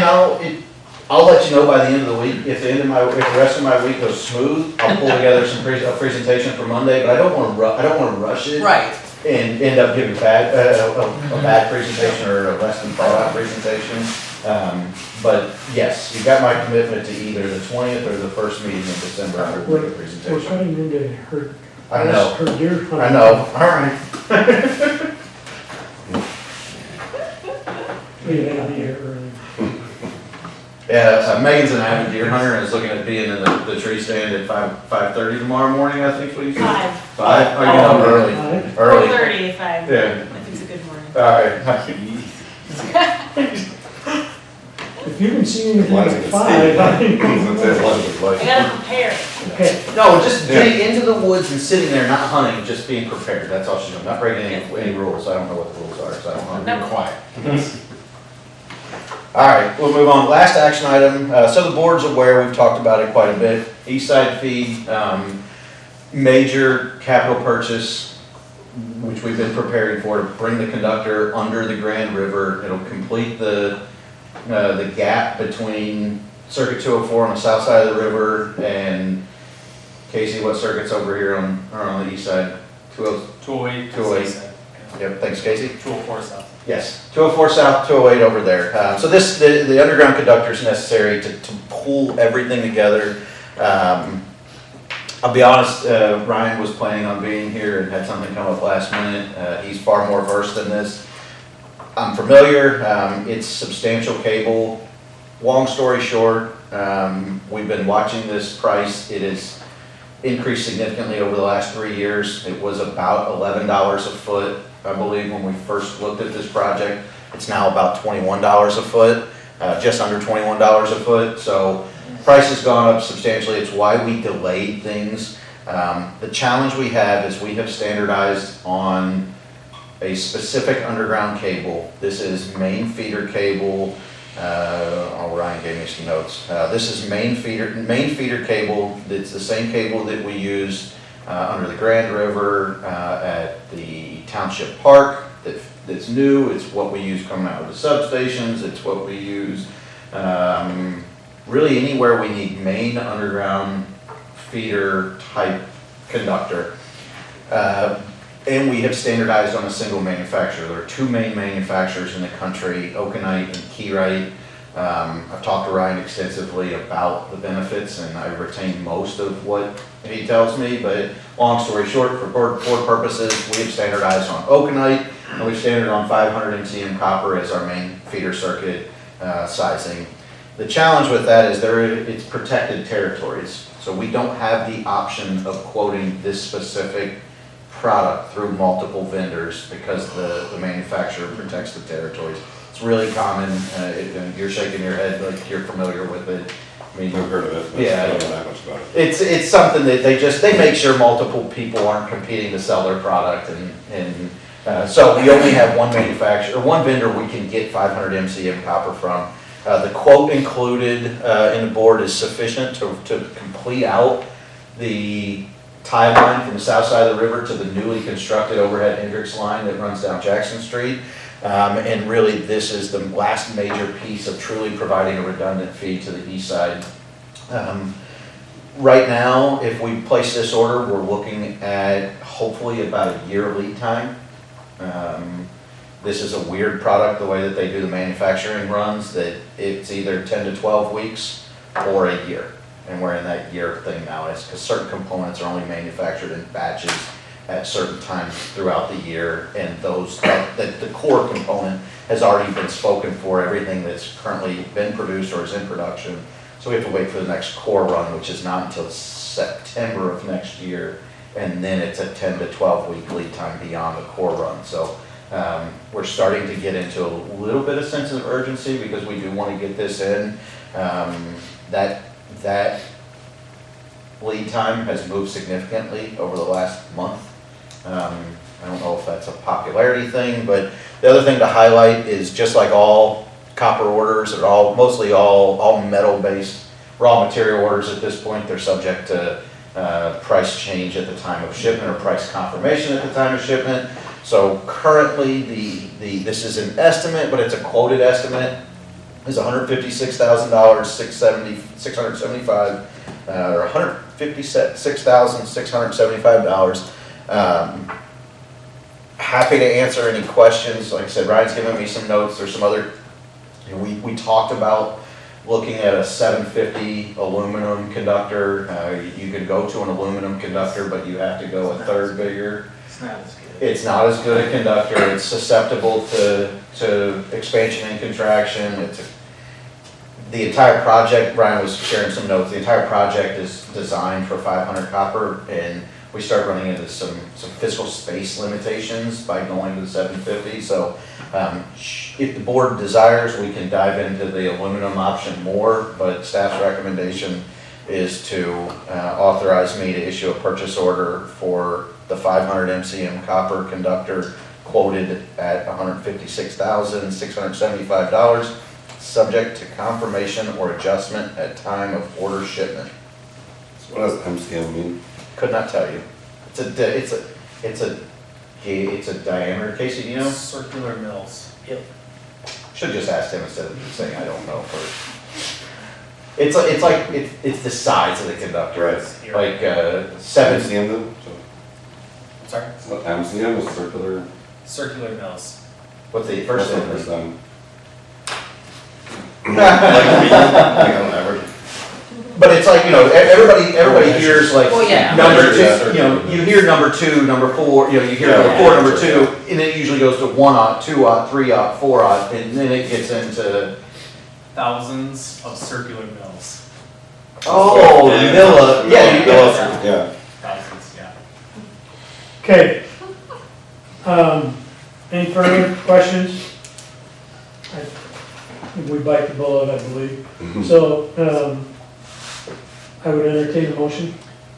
Motion to approve the There you go. underground You don't scroll up. that's like conductor order.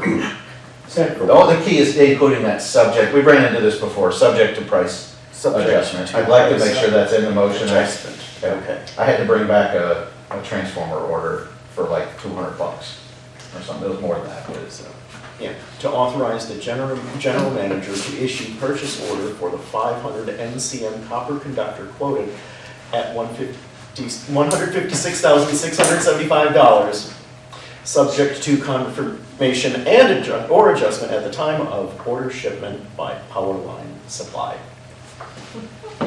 Supported. Okay, moved and supported. Any further discussion?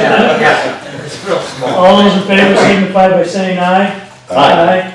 Opposed, motion carried. all right, thank you, sir. Informational items. That's on Charlie, dude. Yep, it's on me, and I'll go pretty quick. And honestly, at this point in the year, we're kind of that midpoint that we've established those early trends, and, we're kind of just in monitoring stage at this point. Again, you can look at the sales graphs, sales continue, we're very much trends, no significant variations, of note. We talked about that residential sales number kind of sliding in there, lower than expected. Again, that's something we continue to monitor. Our overall sales are up, commercial sales are, everything else seems to be trending correctly, so we don't believe there's a issue with the sales, because we've looked into billing issues, meter issues, all kinds of stuff. I won't get into all the details. Other than that, highlight unrestricted investments in cash, just because this is still a new graph. I will highlight next month that cash number will be significantly less. We wrote a $160,000 check to Newkirk in November, and we were notified by MPPA that our energy services project, which is our market balancing project, working capital requirement went up $146,000. So we had a $146,000 hit to our cash that is being held now at MPPA as working capital. So for all intents and purposes, it moved that money from unrestricted cash to a quasi-restricted cash. It's not officially restricted cash, but it really is restricted. So I want to highlight that. I will also say the hope is, we included that new line for where 120 days of cash target is. we made it through the heavy part of the summer and our expenses are currently tracking on par or behind last year. So I'm hoping, and this is a really, Megan's already giving me the side eye, so I'm not making promises 7 months before the end of the year. But it's something that we are starting to look at is what, if we continue on this track and trend through the rest of the year, where's our cash target gonna end up being for next year? Because as you can see with this, our cash target's been a moving target every year, and it's only moved up.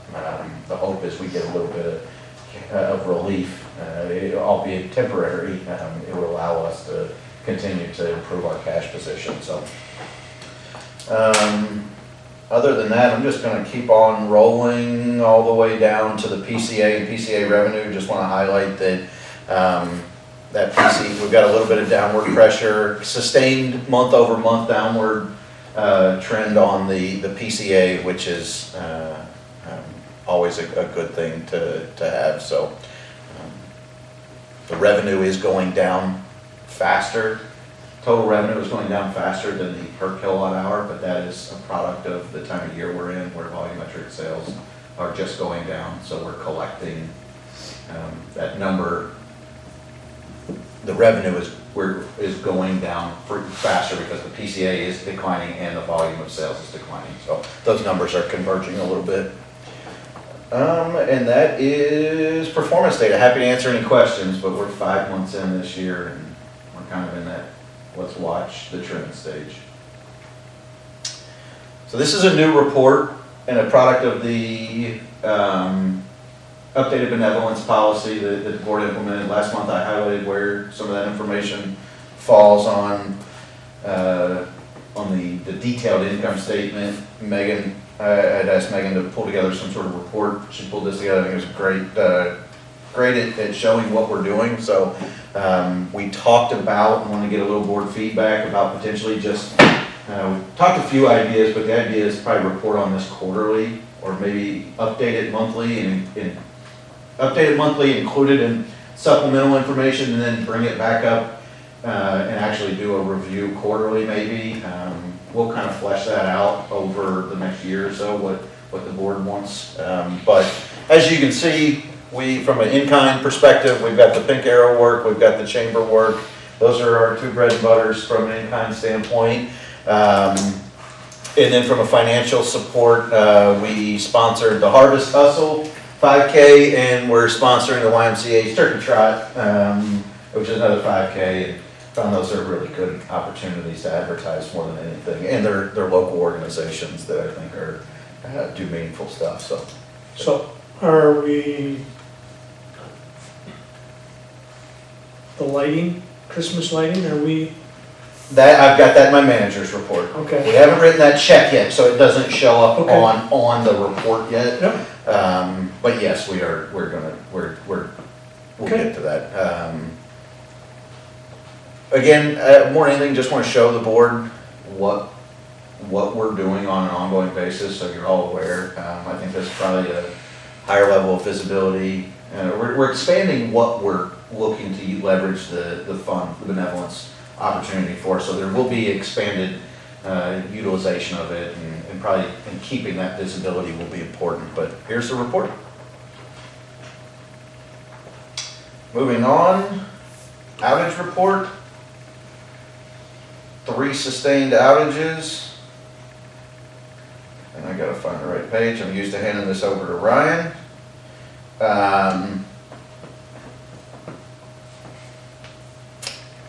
Every customer on 201, that was the G Drive car wreck? Yep. Road went left, person went straight, pole went down. Pretty much summed up. Daniel's lights went out, and he had a pizza truck in the driveway. Yeah, on generator. I'm sorry. I'll be honest, I cannot speak in detail to the other 2 outages. They're minor outages, and the best thing about my seat is I know Ryan and the guys have them all taken care of. So wet trees blowing around, I'm assuming that means branches, cross lines. And probably, my guess is the vegetation had grown up and It's probably blowing into the lines and fine until they're wet and the conductive properties change. But that's the outage report. Be happy to try to answer any questions, but that's Ryan's bread and butter, I'll be honest. Income statement, again, another really healthy income statement. I'll go straight to the bottom line at the net income. We ended up with a positive net income around $75,000. Compared to the budget, we were budgeting for a negative net income, and that's when we get into this time of year, we tend to budget for negative net incomes. We're paying higher power prices from previous months, and we're seeing the decline in volumetric sales. So our expenses stay up this month because we're still hanging on to some of that 2-month-old expense from higher sales, volumetric sales. But our actual sales have trended way down this time of year due to weather. So, but to be able to foot a $75,000 positive net income really puts us in a great position. We're currently sitting the year at $530,000 in positive net income compared to a budget of about half of that. We don't anticipate that. Again, November is a 3 payroll month. It's also really that's the only big thing that'll hit the income statement. From a cash perspective, it's going to get much bigger hit on the cash side with the non-income statement cash transactions that we talked about. Any questions on the income statement? Easy enough. Capital projects. Hadn't seen too much movement this month. Again, we're working on. If you go to the summary, you can see what we've done this month is a little bit of focus on voltage conversion projects. That's all going to be mostly on our side. Next month, we will see significant changes in this with the completion of the Newkirk part of the project. And not to steal Ryan's thunder, but we've also put quite a bit of effort into continuing voltage conversion and have now done full voltage conversion on pretty much all of Monroe Street, the northern piece of Monroe Street. So all of those customers are pretty much fed off of the new 12470 circuit that Newkirk ran in. So we're getting work done from the contractor perspectives wrapped up, including payment, and then we're also putting our efforts into our piece. So more changes to come. All right. Moving on, I'm not even going to try and touch the legislative update at this point. I will tell you that please read MMEA's summary of the Senate bills 271 and 273. Those are the two major bills. 271 establishes a renewable energy plan and a clean energy standard that we have to meet at a very high level. We are currently required to be at a 15% renewable, we're going to start getting into some nuanced details that will become very important. If you look, we get about 25% of our energy from renewable resources, but if you look up Lowell Power at the state, at the MPSC, we can only claim that we are 15% renewable. And that's because for every megawatt hour produced from a renewable resource, you decouple the energy and the environmental attribute at the time of generation. And it gets, until you retire that, only one entity can claim that they used that 1 megawatt hour of renewable power. Craig can't say, hey, I participate in a solar project, I use that megawatt hour and it's renewable, and Daniel does the same, and Andrew does the same, and Perry does the same. Now you have 4 people claiming the same component of that megawatt hour. So it's all an auditable process through the renewable energy credit structure. Long story short, we only retire enough RECs, renewable energy credits, to claim 15% renewable. But what that's doing is each of those RECs has a 5-year shelf life. So anticipating something coming, we've stayed at this 15% mark and have banked some of these renewable energy credits. We're obviously not going to they only have a 5-year shelf life, So we're not gonna let them expire, we'll monetize them and sell them before they expire, or we'll expire them or we'll retire them on our behalf. More than likely, we'll just monetize them, but the renewable standard remains 15% through 2029. Obviously, we're in a really good position for that. Then the renewable standard jumps to 50% from 2030 through 2034. I think we'll be able to bank, I haven't done any analysis, but we will be working with NPPA, obviously, but I think we will be able to bank enough credits to ease into that. And then we're expected to be 60% renewable by 2030 and every year after. On top of that, by 2035, we have to be at least 80% clean energy. And by 2040, we have to be 100% clean.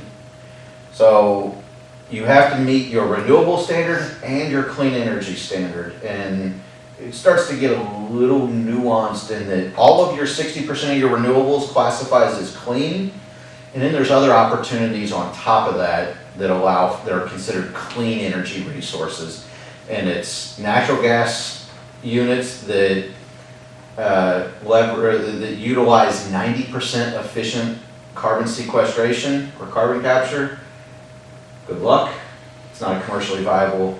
It's not a commercially viable solution right now, as far as I'm aware. Or you can leverage nuclear.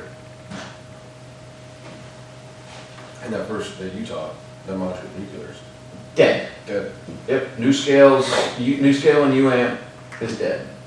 So, yeah, Palisades might.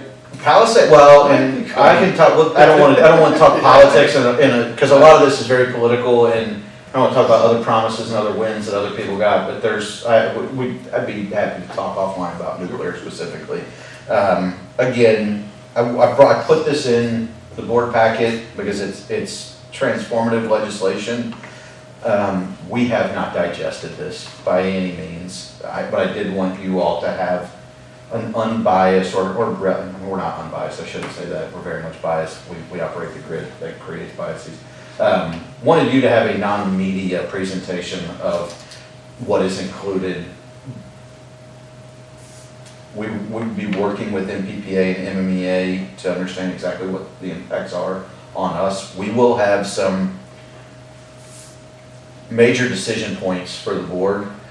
One thing that we are allowed to do as municipals that no other type of utility is allowed to do is purchase RECs from anywhere in MISO up through 2035 to meet our requirements. Co-ops can't do it.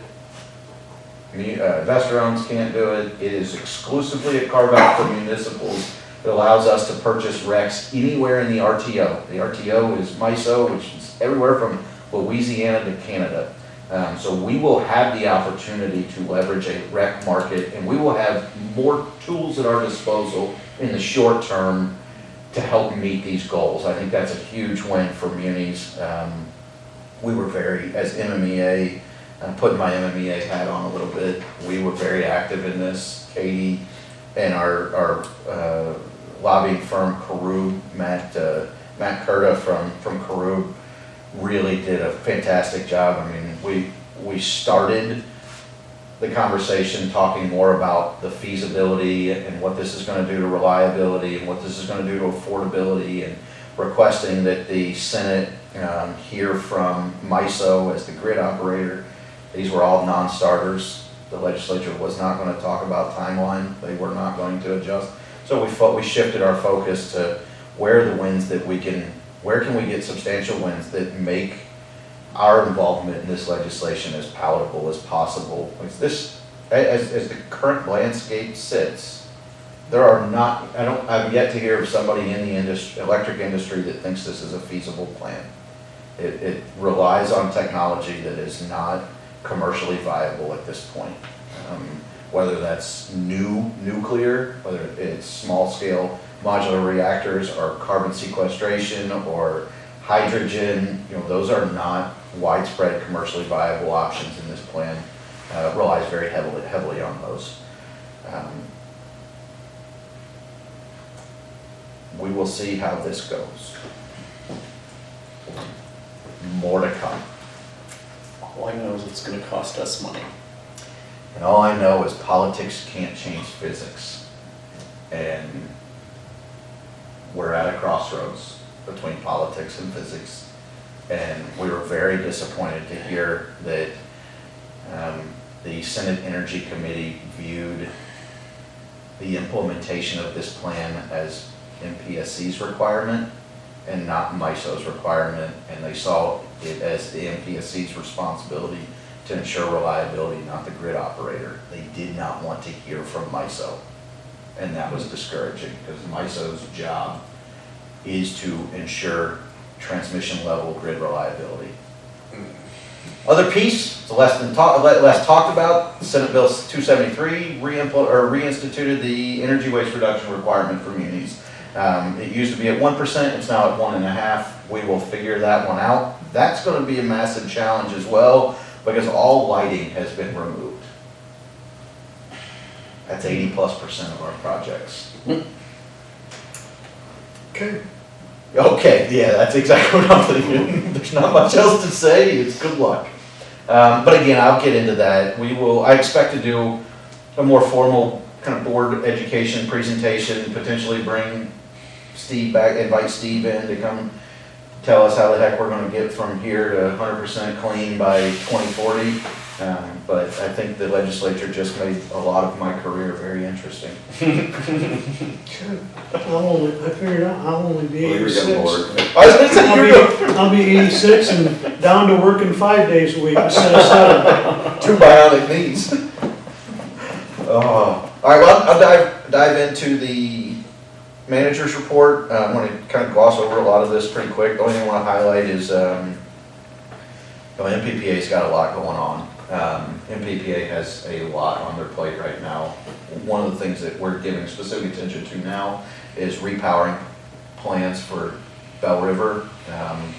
We've seen the total cost, and we're starting to get, we're evaluating debt option, at MPPA evaluating debt options versus cash flow options, and how this project fits in the other potential projects on their roster of evaluating projects right now. So starting to see how that works. To give the board an idea, the repowering, as it relates to the recent legislation, the repowering is essentially to extend the life of the plant through 2039, so that the plant would be scheduled to cease operations prior to the 2040 date.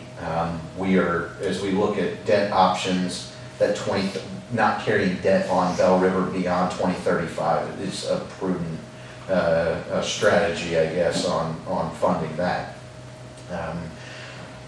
Also, the new shifts in the industry are really making liquidity in the capacity market a challenge. There's not many independent power producers selling capacity in the markets, so that's making things difficult. I would anticipate board action in the next couple months on a capacity focused transaction. We don't know really any of the details, but there is a solar project that is trying to offtake capacity only at a very favorable price, and there's not much capacity value to solar, but it's where MPPA's having to get very creative in how we secure capacity positions, because there's just not much liquidity in the market.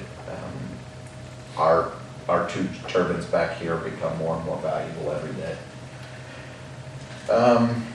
MMEA, we talked about that. Ryan provided a report. A lot of last month was dedicated to the work in the parking lot behind Sneakers and all that. That was a pretty significant project, and involved us removing some things, rerouting some wires, making some improvements while the pavement was tore up. So that occupied quite a bit of time. And then if the board has noticed, out by the Meyer, there's construction on 2 different facilities. Mm-hmm. There's a Dollar General going in and a Care Resources going in. We're working on both of Ryan. We speak for Ryan now. Ryan's working on plans to serve both of those.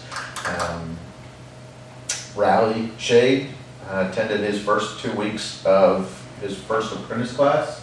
That's always great to highlight. And then Ryan highlights that when he was writing this, he was still working on getting this last cable order stuff together. So other than that, Casey's provided the generation update. It's good to get the roof damage wrapped up.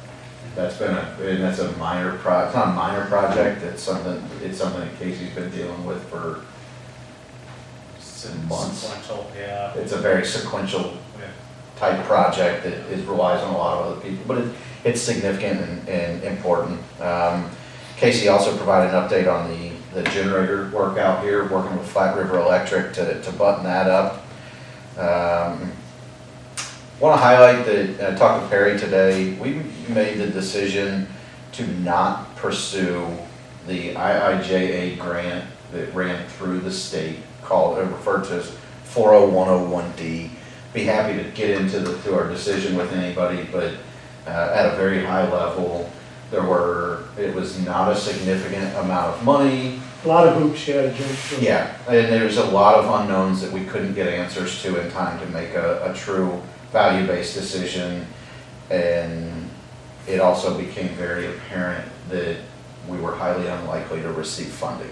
I'm still optimistic that there will be some utilities that get funding and we say, hey, maybe we can go this route, but there's a whole suite of grants that have come out of the Infrastructure Investments and Jobs Act, the IIJA, and the IRA, Inflation Reduction Act, also referred to as, I believe, the IIJA is the Bipartisan Infrastructure Act. You see all the signs on all the highways and stuff, but not to be discouraging, but I don't even care if I say this on camera.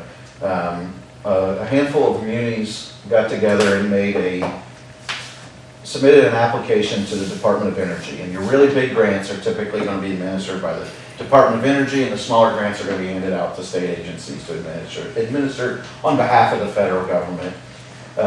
So long story short, MMEA aggregated a handful of utilities, identified a project that was 100% in line with the grant offering, asking for, we weren't included, it was an AMI-based project, so we weren't included. But I believe the request was about $16 million. MMEA's request was denied. Consumers Energy got $100 million, and DTE got $36 million. I got no other way to put it except for it pisses me off.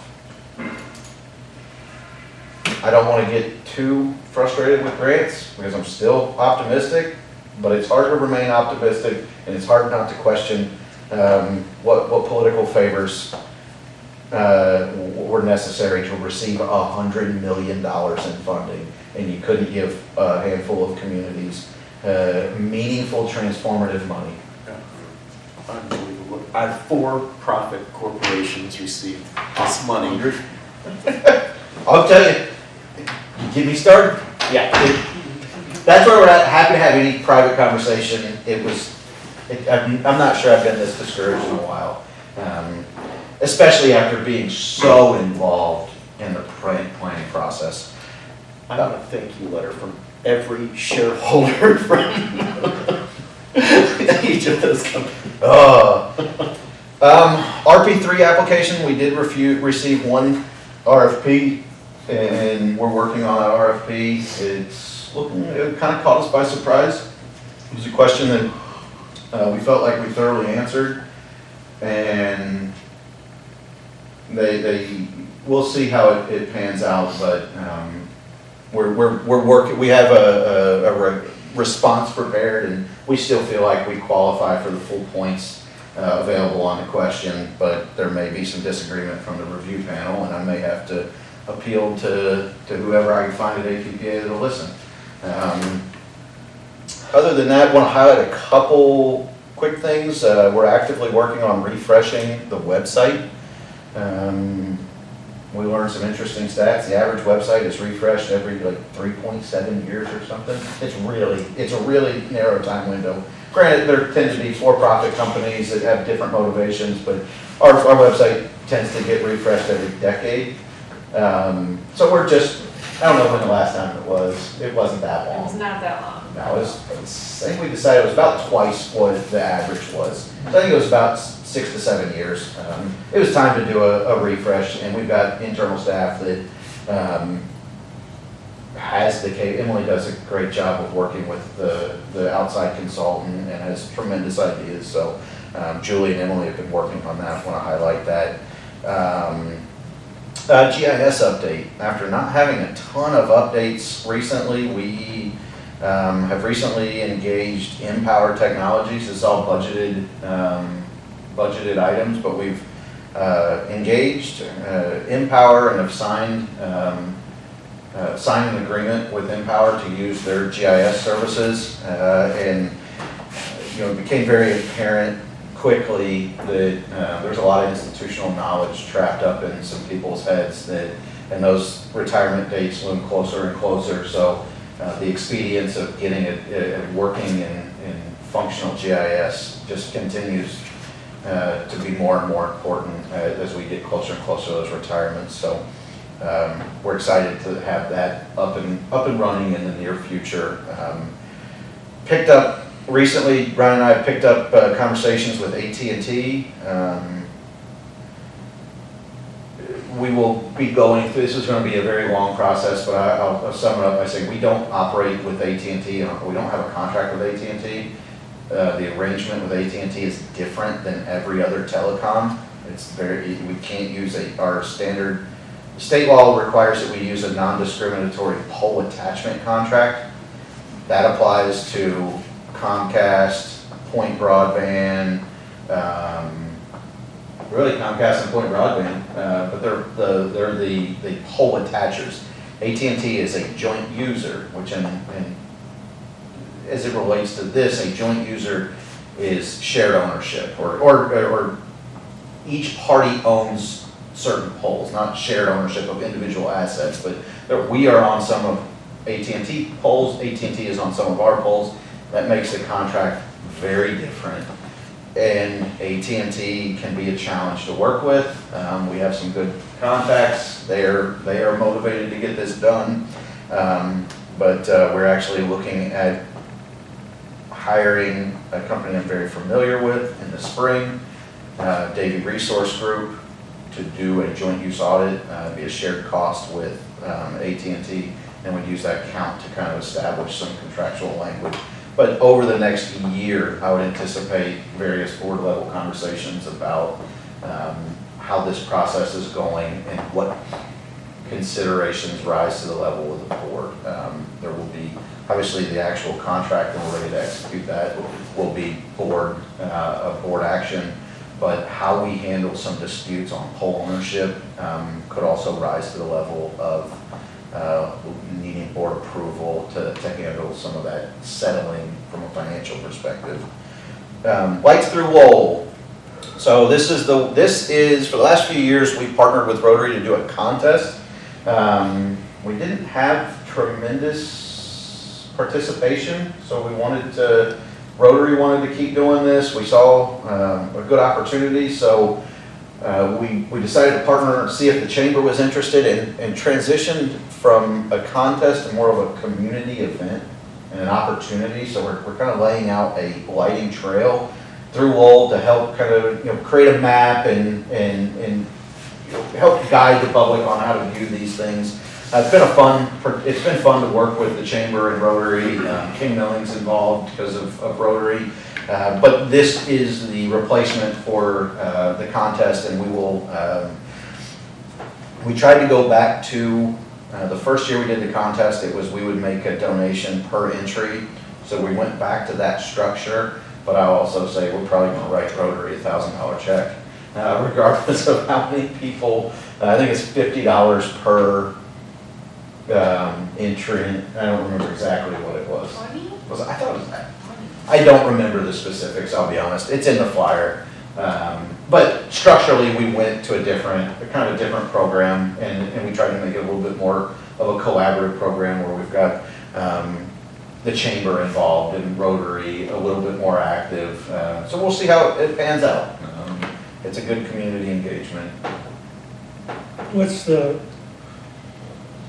Rotary use the money for? It goes to their youth services project, which is projects it's money that stays in the community going towards youth services. So I'd have to get examples of what. Well, they use it for. because I believe Teresa Munt is leading the charge with Rotary helping. On the creation, on on the Creekside Kingdom. Kingdom. I was just wondering if Yeah. this, This was money separate, would- this was separate from that. okay, Other than that, I won't breeze through some of these. We had the Cherry Creek field trip. It's awesome. It's always a ton of fun. I got there's tons of pictures. Also, I don't think I've done a good job in the past of highlighting the Think Energy presentations.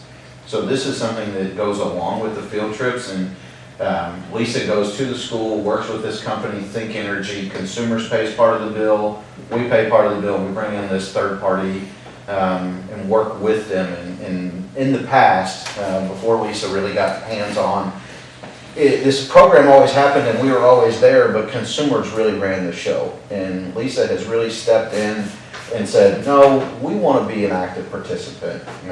We want to do and be active in this, and we want to have a say in how this goes. And she's done an amazing job getting us more involved, getting us more FaceTime with them. The guy presenting wears one of our Light and Power shirts, wears a shirt that I grew out of the good way, shrunk out of. So, but we're really reflected and shown in a positive light during this, and it's a great. I'd never seen videos of it, and the kids love it. They have a blast. Everybody's favorite topic will be issued soon. Cybersecurity training. Lisa is out of town right now at a conference. Lisa's at the APPA Customer Connections Conference right now. But I believe the fourth quarter training is set to go out when she gets back. So that will be available through the December board meeting.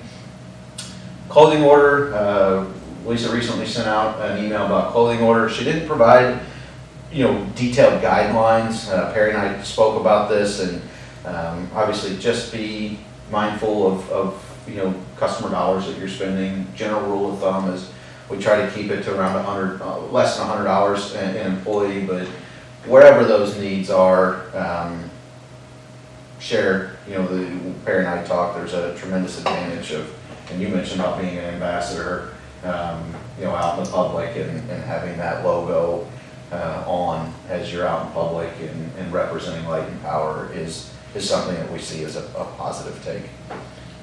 Other than, If I have to, I wouldn't mind getting a jacket, and I wouldn't mind paying for it with the low line power because of the same thing. So I would love to do it. I will. I don't think it's a need for you to pay for it. Well, I don't mind it. There's No answer, but questions. Gonna do a good, yeah. So I only have one question about your report. Yes. I mean, you couldn't find a Z? I mean, you went all through the whole alphabet, but left the last, you couldn't have had like all 26? No, because then he would have gone to double A, double B. Oh, I've gone beyond. What's funny is I normally look, where did I get to?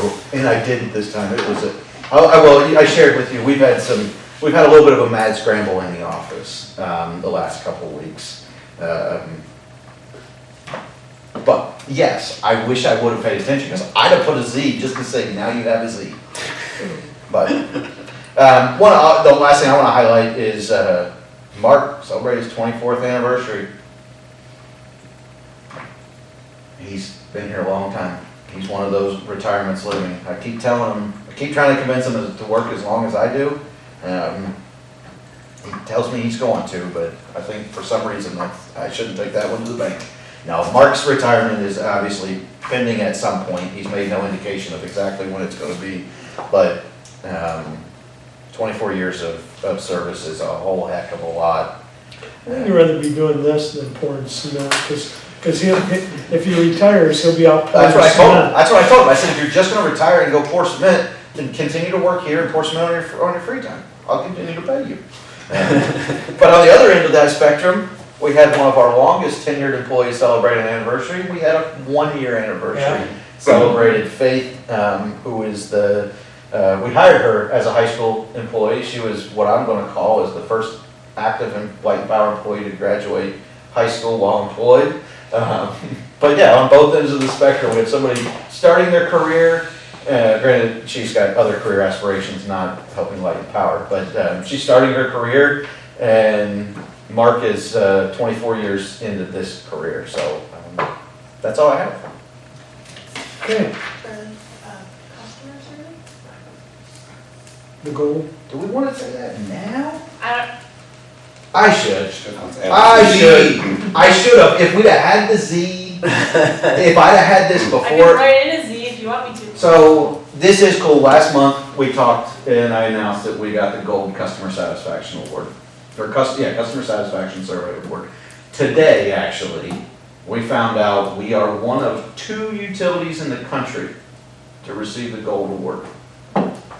Dang. Some other. How much did you get the survey? We're not Free. sure. I've asked. So that's one thing that we've said. The nice thing about the survey is you have to have 95% positive average. So it's not like the top quartile get. There's no guaranteed gold. So some of them that say, oh, Right. top quartile, you do this. Like some of the safety awards are based on where do you stack up against your peers. Yeah, but I'm not sure. They ended up issuing 9 awards. I asked Lisa, she's at the conference right now where they announce everything, and she's gonna try and find out how many participants there were. I will say, not to pat ourselves on the back, but I'm gonna pat ourselves on the back. I think this will gain in popularity, and I think it's a testament to how on top of things we are that we took advantage of this in year 1. This is the first year they've done this PPDS 2.0, and it's why we did it. Public power data source, it hit a great price point, but we were on top of it, looking for it. I think we will see this grow in popularity year over year. But even if there aren't a ton of utilities that did it, I think there's some positive. For one, we still, our scores are our scores, but also I think it's a testament to, the proactive and forward-thinking nature that we. A win's a win. A win's a win. And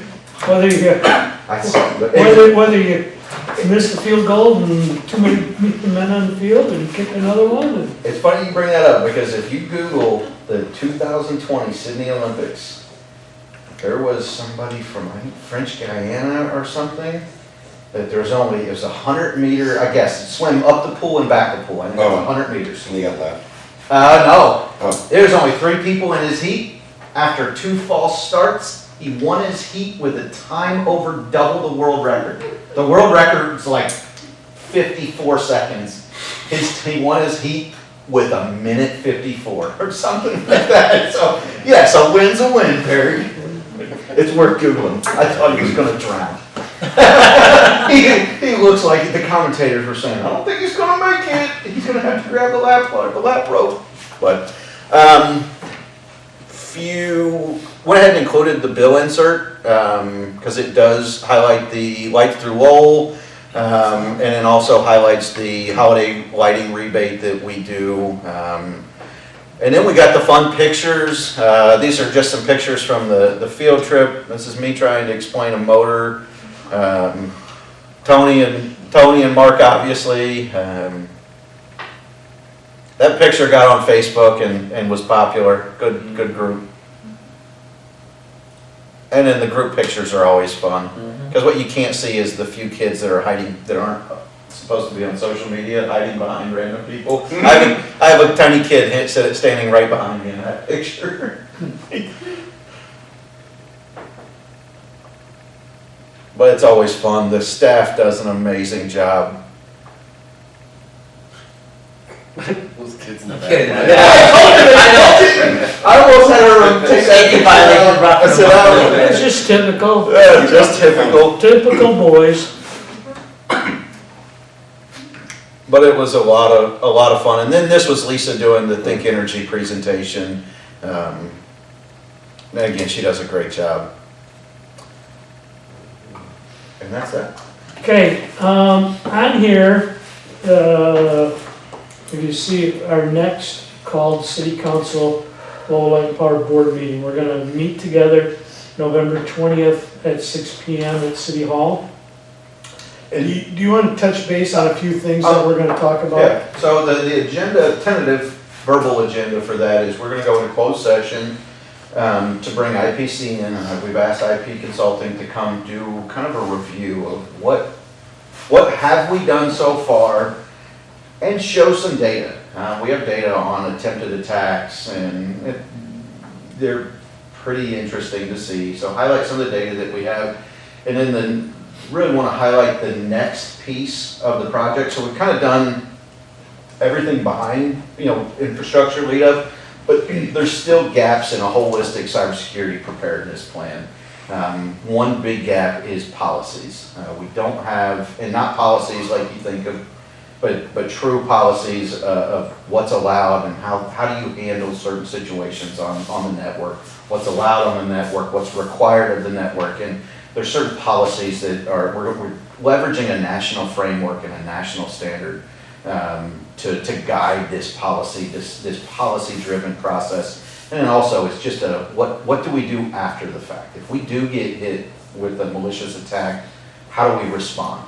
Everything we've done so far is kind of preparing to avoid it.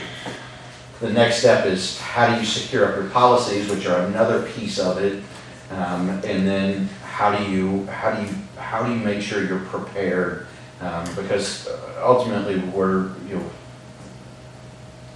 in the event that we are attacked and a hijacker takes over our network, the insurance company now doesn't work, or the insurance company is going to hire an outside consultant to come in and manage things.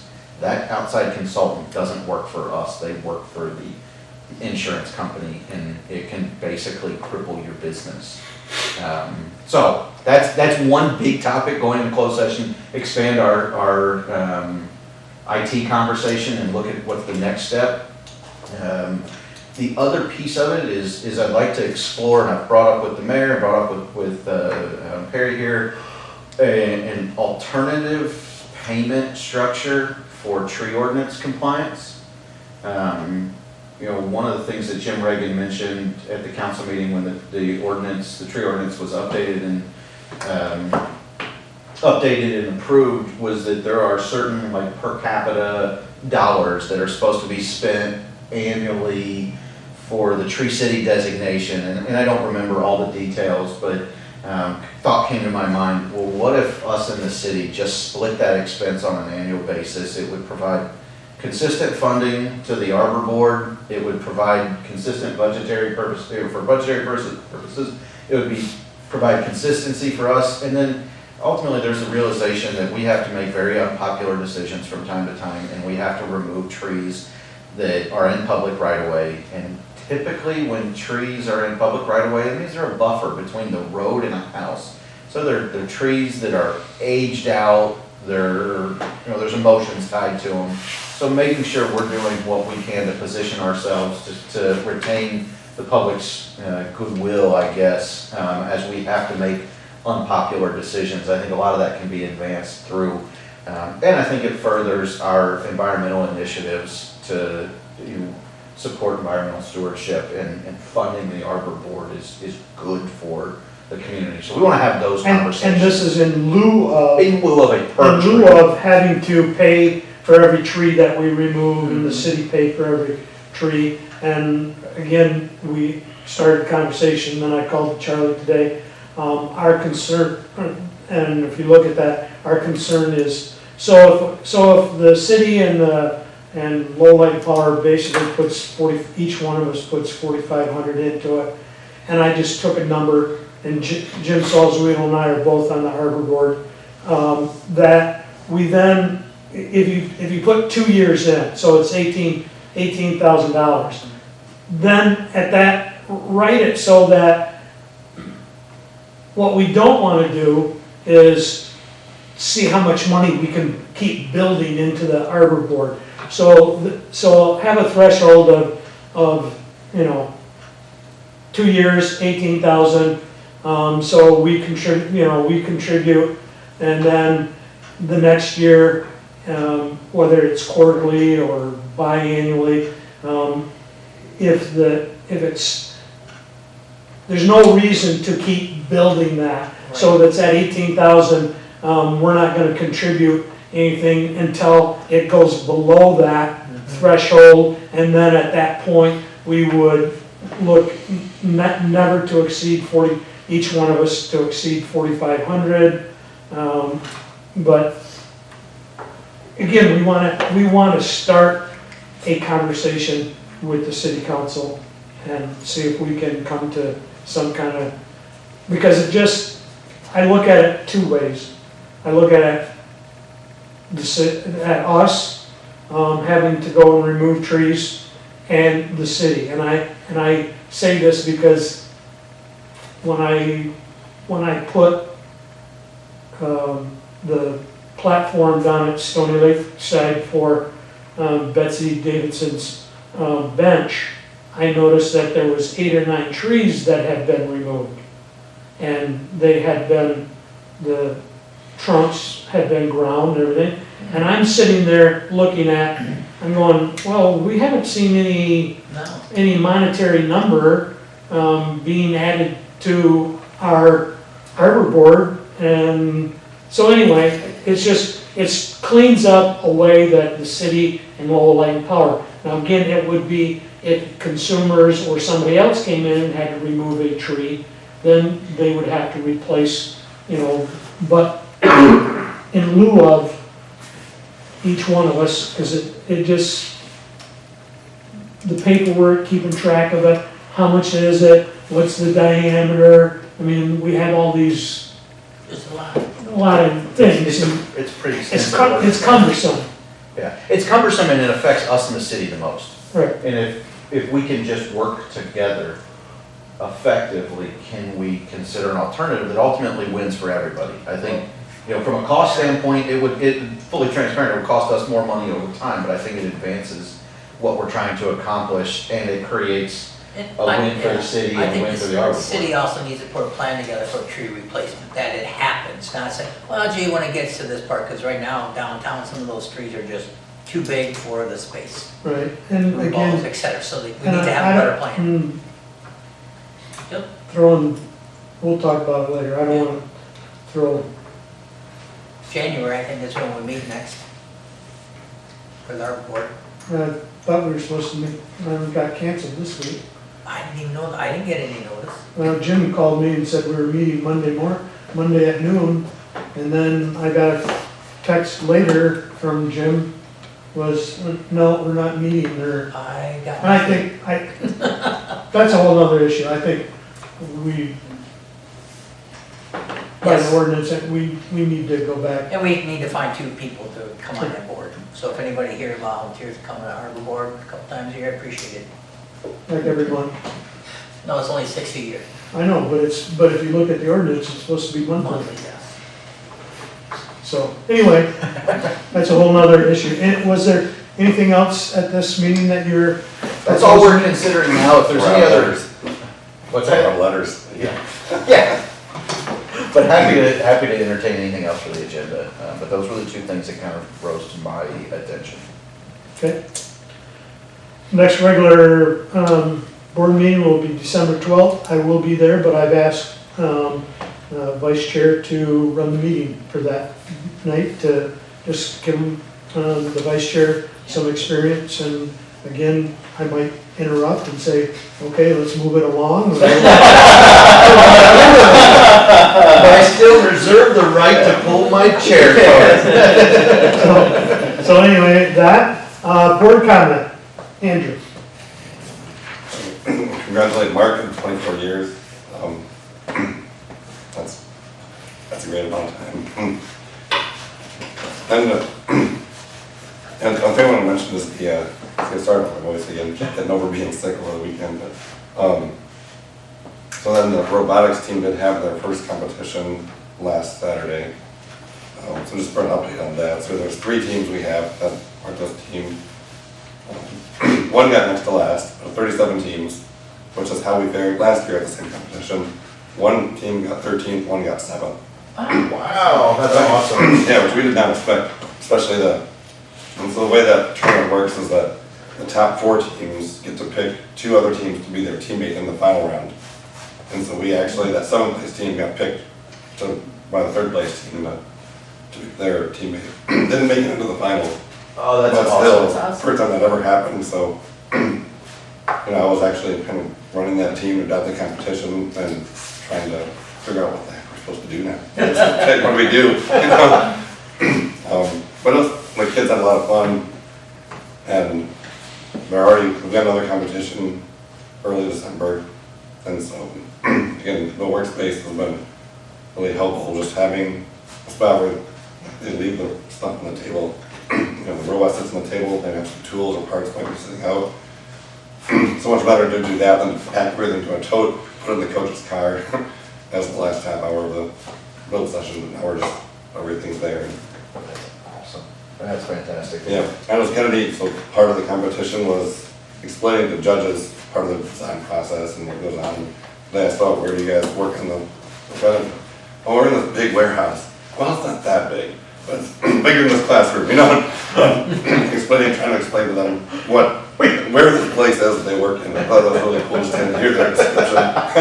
We got this weird wall, it doesn't go all the way to the ceiling, and there's concrete. The windows look like they're original from 1937. That's fantastic. So, yes, it definitely has an identity, so That's awesome. I take a lot of pride in the fact that the robotics team, and personally, I hope our staff does as a whole, and I think it's fantastic that we're able to support that organization, so that's fantastic to hear. thank you. That's all I got. Daniel, Echo the congrats and the thanks to Mark and also Faith for coming in and spending some non-high school hours learning what it's like to be in the office. Yeah, that's it. I mean, if you look at, I guess I would mention, like, if you look at that full break, that outage, it's like 114 minutes. It's pretty speedy. I was very impressed with that. I mean, a whole circuit goes down, and less than 2 hours later, all those people are going. And we beat the first Sure responders. as hell happy we're on at light power right now. That's awesome. I don't even think about what it takes to put a pole in. Just speedy, I was like, I'm gonna run a generator, I gotta go. I was like, call the Lord, like, hey, whatever power says, back on. Like, okay, go turn it off. I already told you, you better, if it's a broke pole, just plan on hooking that generator up, I should just let you ride it out. I figured we were not, I was like, it's gonna be a little bit. Yeah. In 2 hours, like, nothing. I mean, granted, it's right there, it's close, and maybe they weren't, had enough stuff going on, but. I will say, the one comment I heard, I don't remember who it was. Maybe, somebody's talking about a kid from one of the elementary schools. Willis, I think is what his name was. Really, they're talking about how, or no, I think it might have been a teacher. Somebody's thinking that, the power goes out, that means we're not gonna have power we're not gonna have school for a couple days, or at least tomorrow. Because when Murray Lake loses power, they don't have school the next day. I thought, but you're having school tomorrow. Good choice, man. You're gonna choose a different one. That's it. Jim, I'm good today, thanks. Congratulations to Mark on 24 years, and we look forward to another 24 more. And also to Faith, 1 year in, and hopefully many more to come. And it helps her to grow her career path for the future. And that's it for me. okay. I have a couple questions that I didn't ask at the time, when that presentation. Street lighting, what is what's the difference, what is security lighting? Street lighting's on the street, security lighting's on private property. Same thing, rates are the same. So streetlights are all your city lights. Yeah. Okay. They're paid, but they're probably more, it's more about who pays for Pays it. for it. Municipality pays for streetlights. Yeah. Okay. I guess that's the only question I really had there. I have to say, on behalf of my wife, the staff at Lowell just, they go above and beyond so many things outside of their duties of Lowell Light and Power. I mean, helping, again, my wife's involved with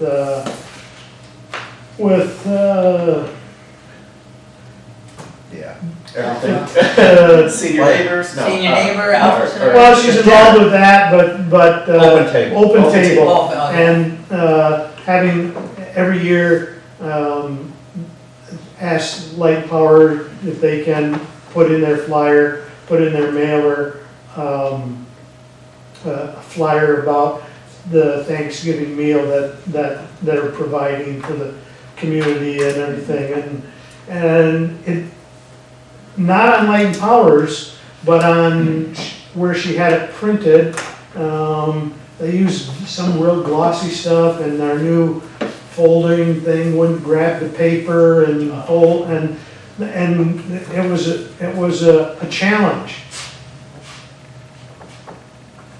Emily, Megan, I mean, they just made it happen. And that's where somebody tonight said, we were talking about something else, and our staff truly are community members. Some of them might not live here in the city, but when it comes to other things besides keeping the lights on, they're there in a heartbeat to make things go. And she can't say enough about Emily, about Megan, about Hillary, Julie, that they just are there to serve our community, not just in keeping the lights on.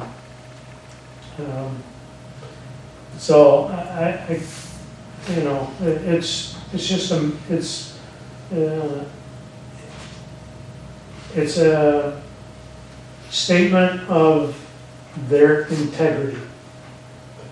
And you know, you're talking about, you know, working from home and different things.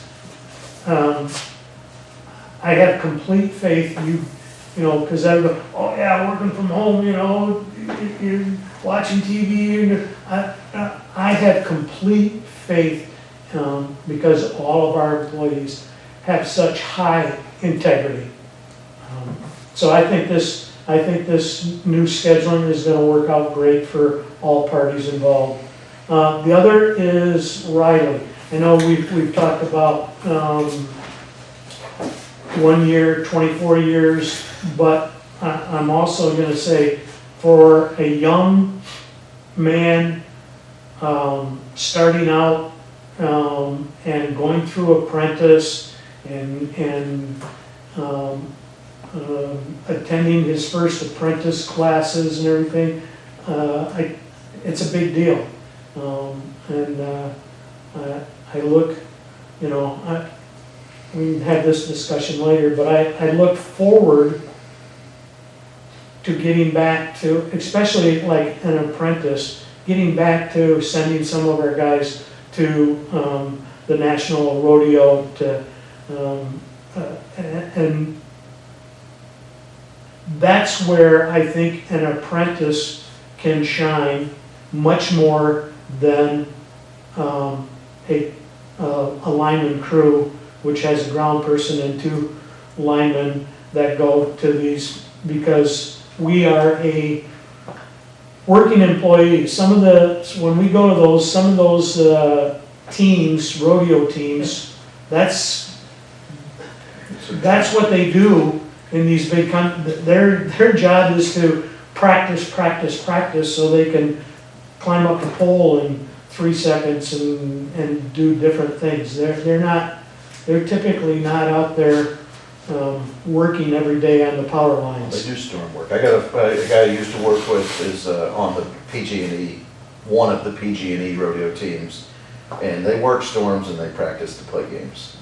Yeah, and so, but anyway, it's a big thing for Riley, and I'm gonna say, it's a big thing for his dad, Steve, to see his son, going through, apprentice, and you always want your child, to do better than yourself. And he's having that opportunity, because I'm gonna say when Steve came on board, probably was past his prime to go through apprentice school and everything, and but now he gets to live that lineman thing. He still works with the lineman. He's on the ground crew. He is a great employee, Steve is. But to see your son advancing, it's a proud moment. We've got a really great staff, top to bottom. So anyway, with that, I would entertain a motion to adjourn. So moved. I'll support. With support, any further discussion? Hearing none, all those in favor signify by saying aye. Aye. Opposed, motion carried.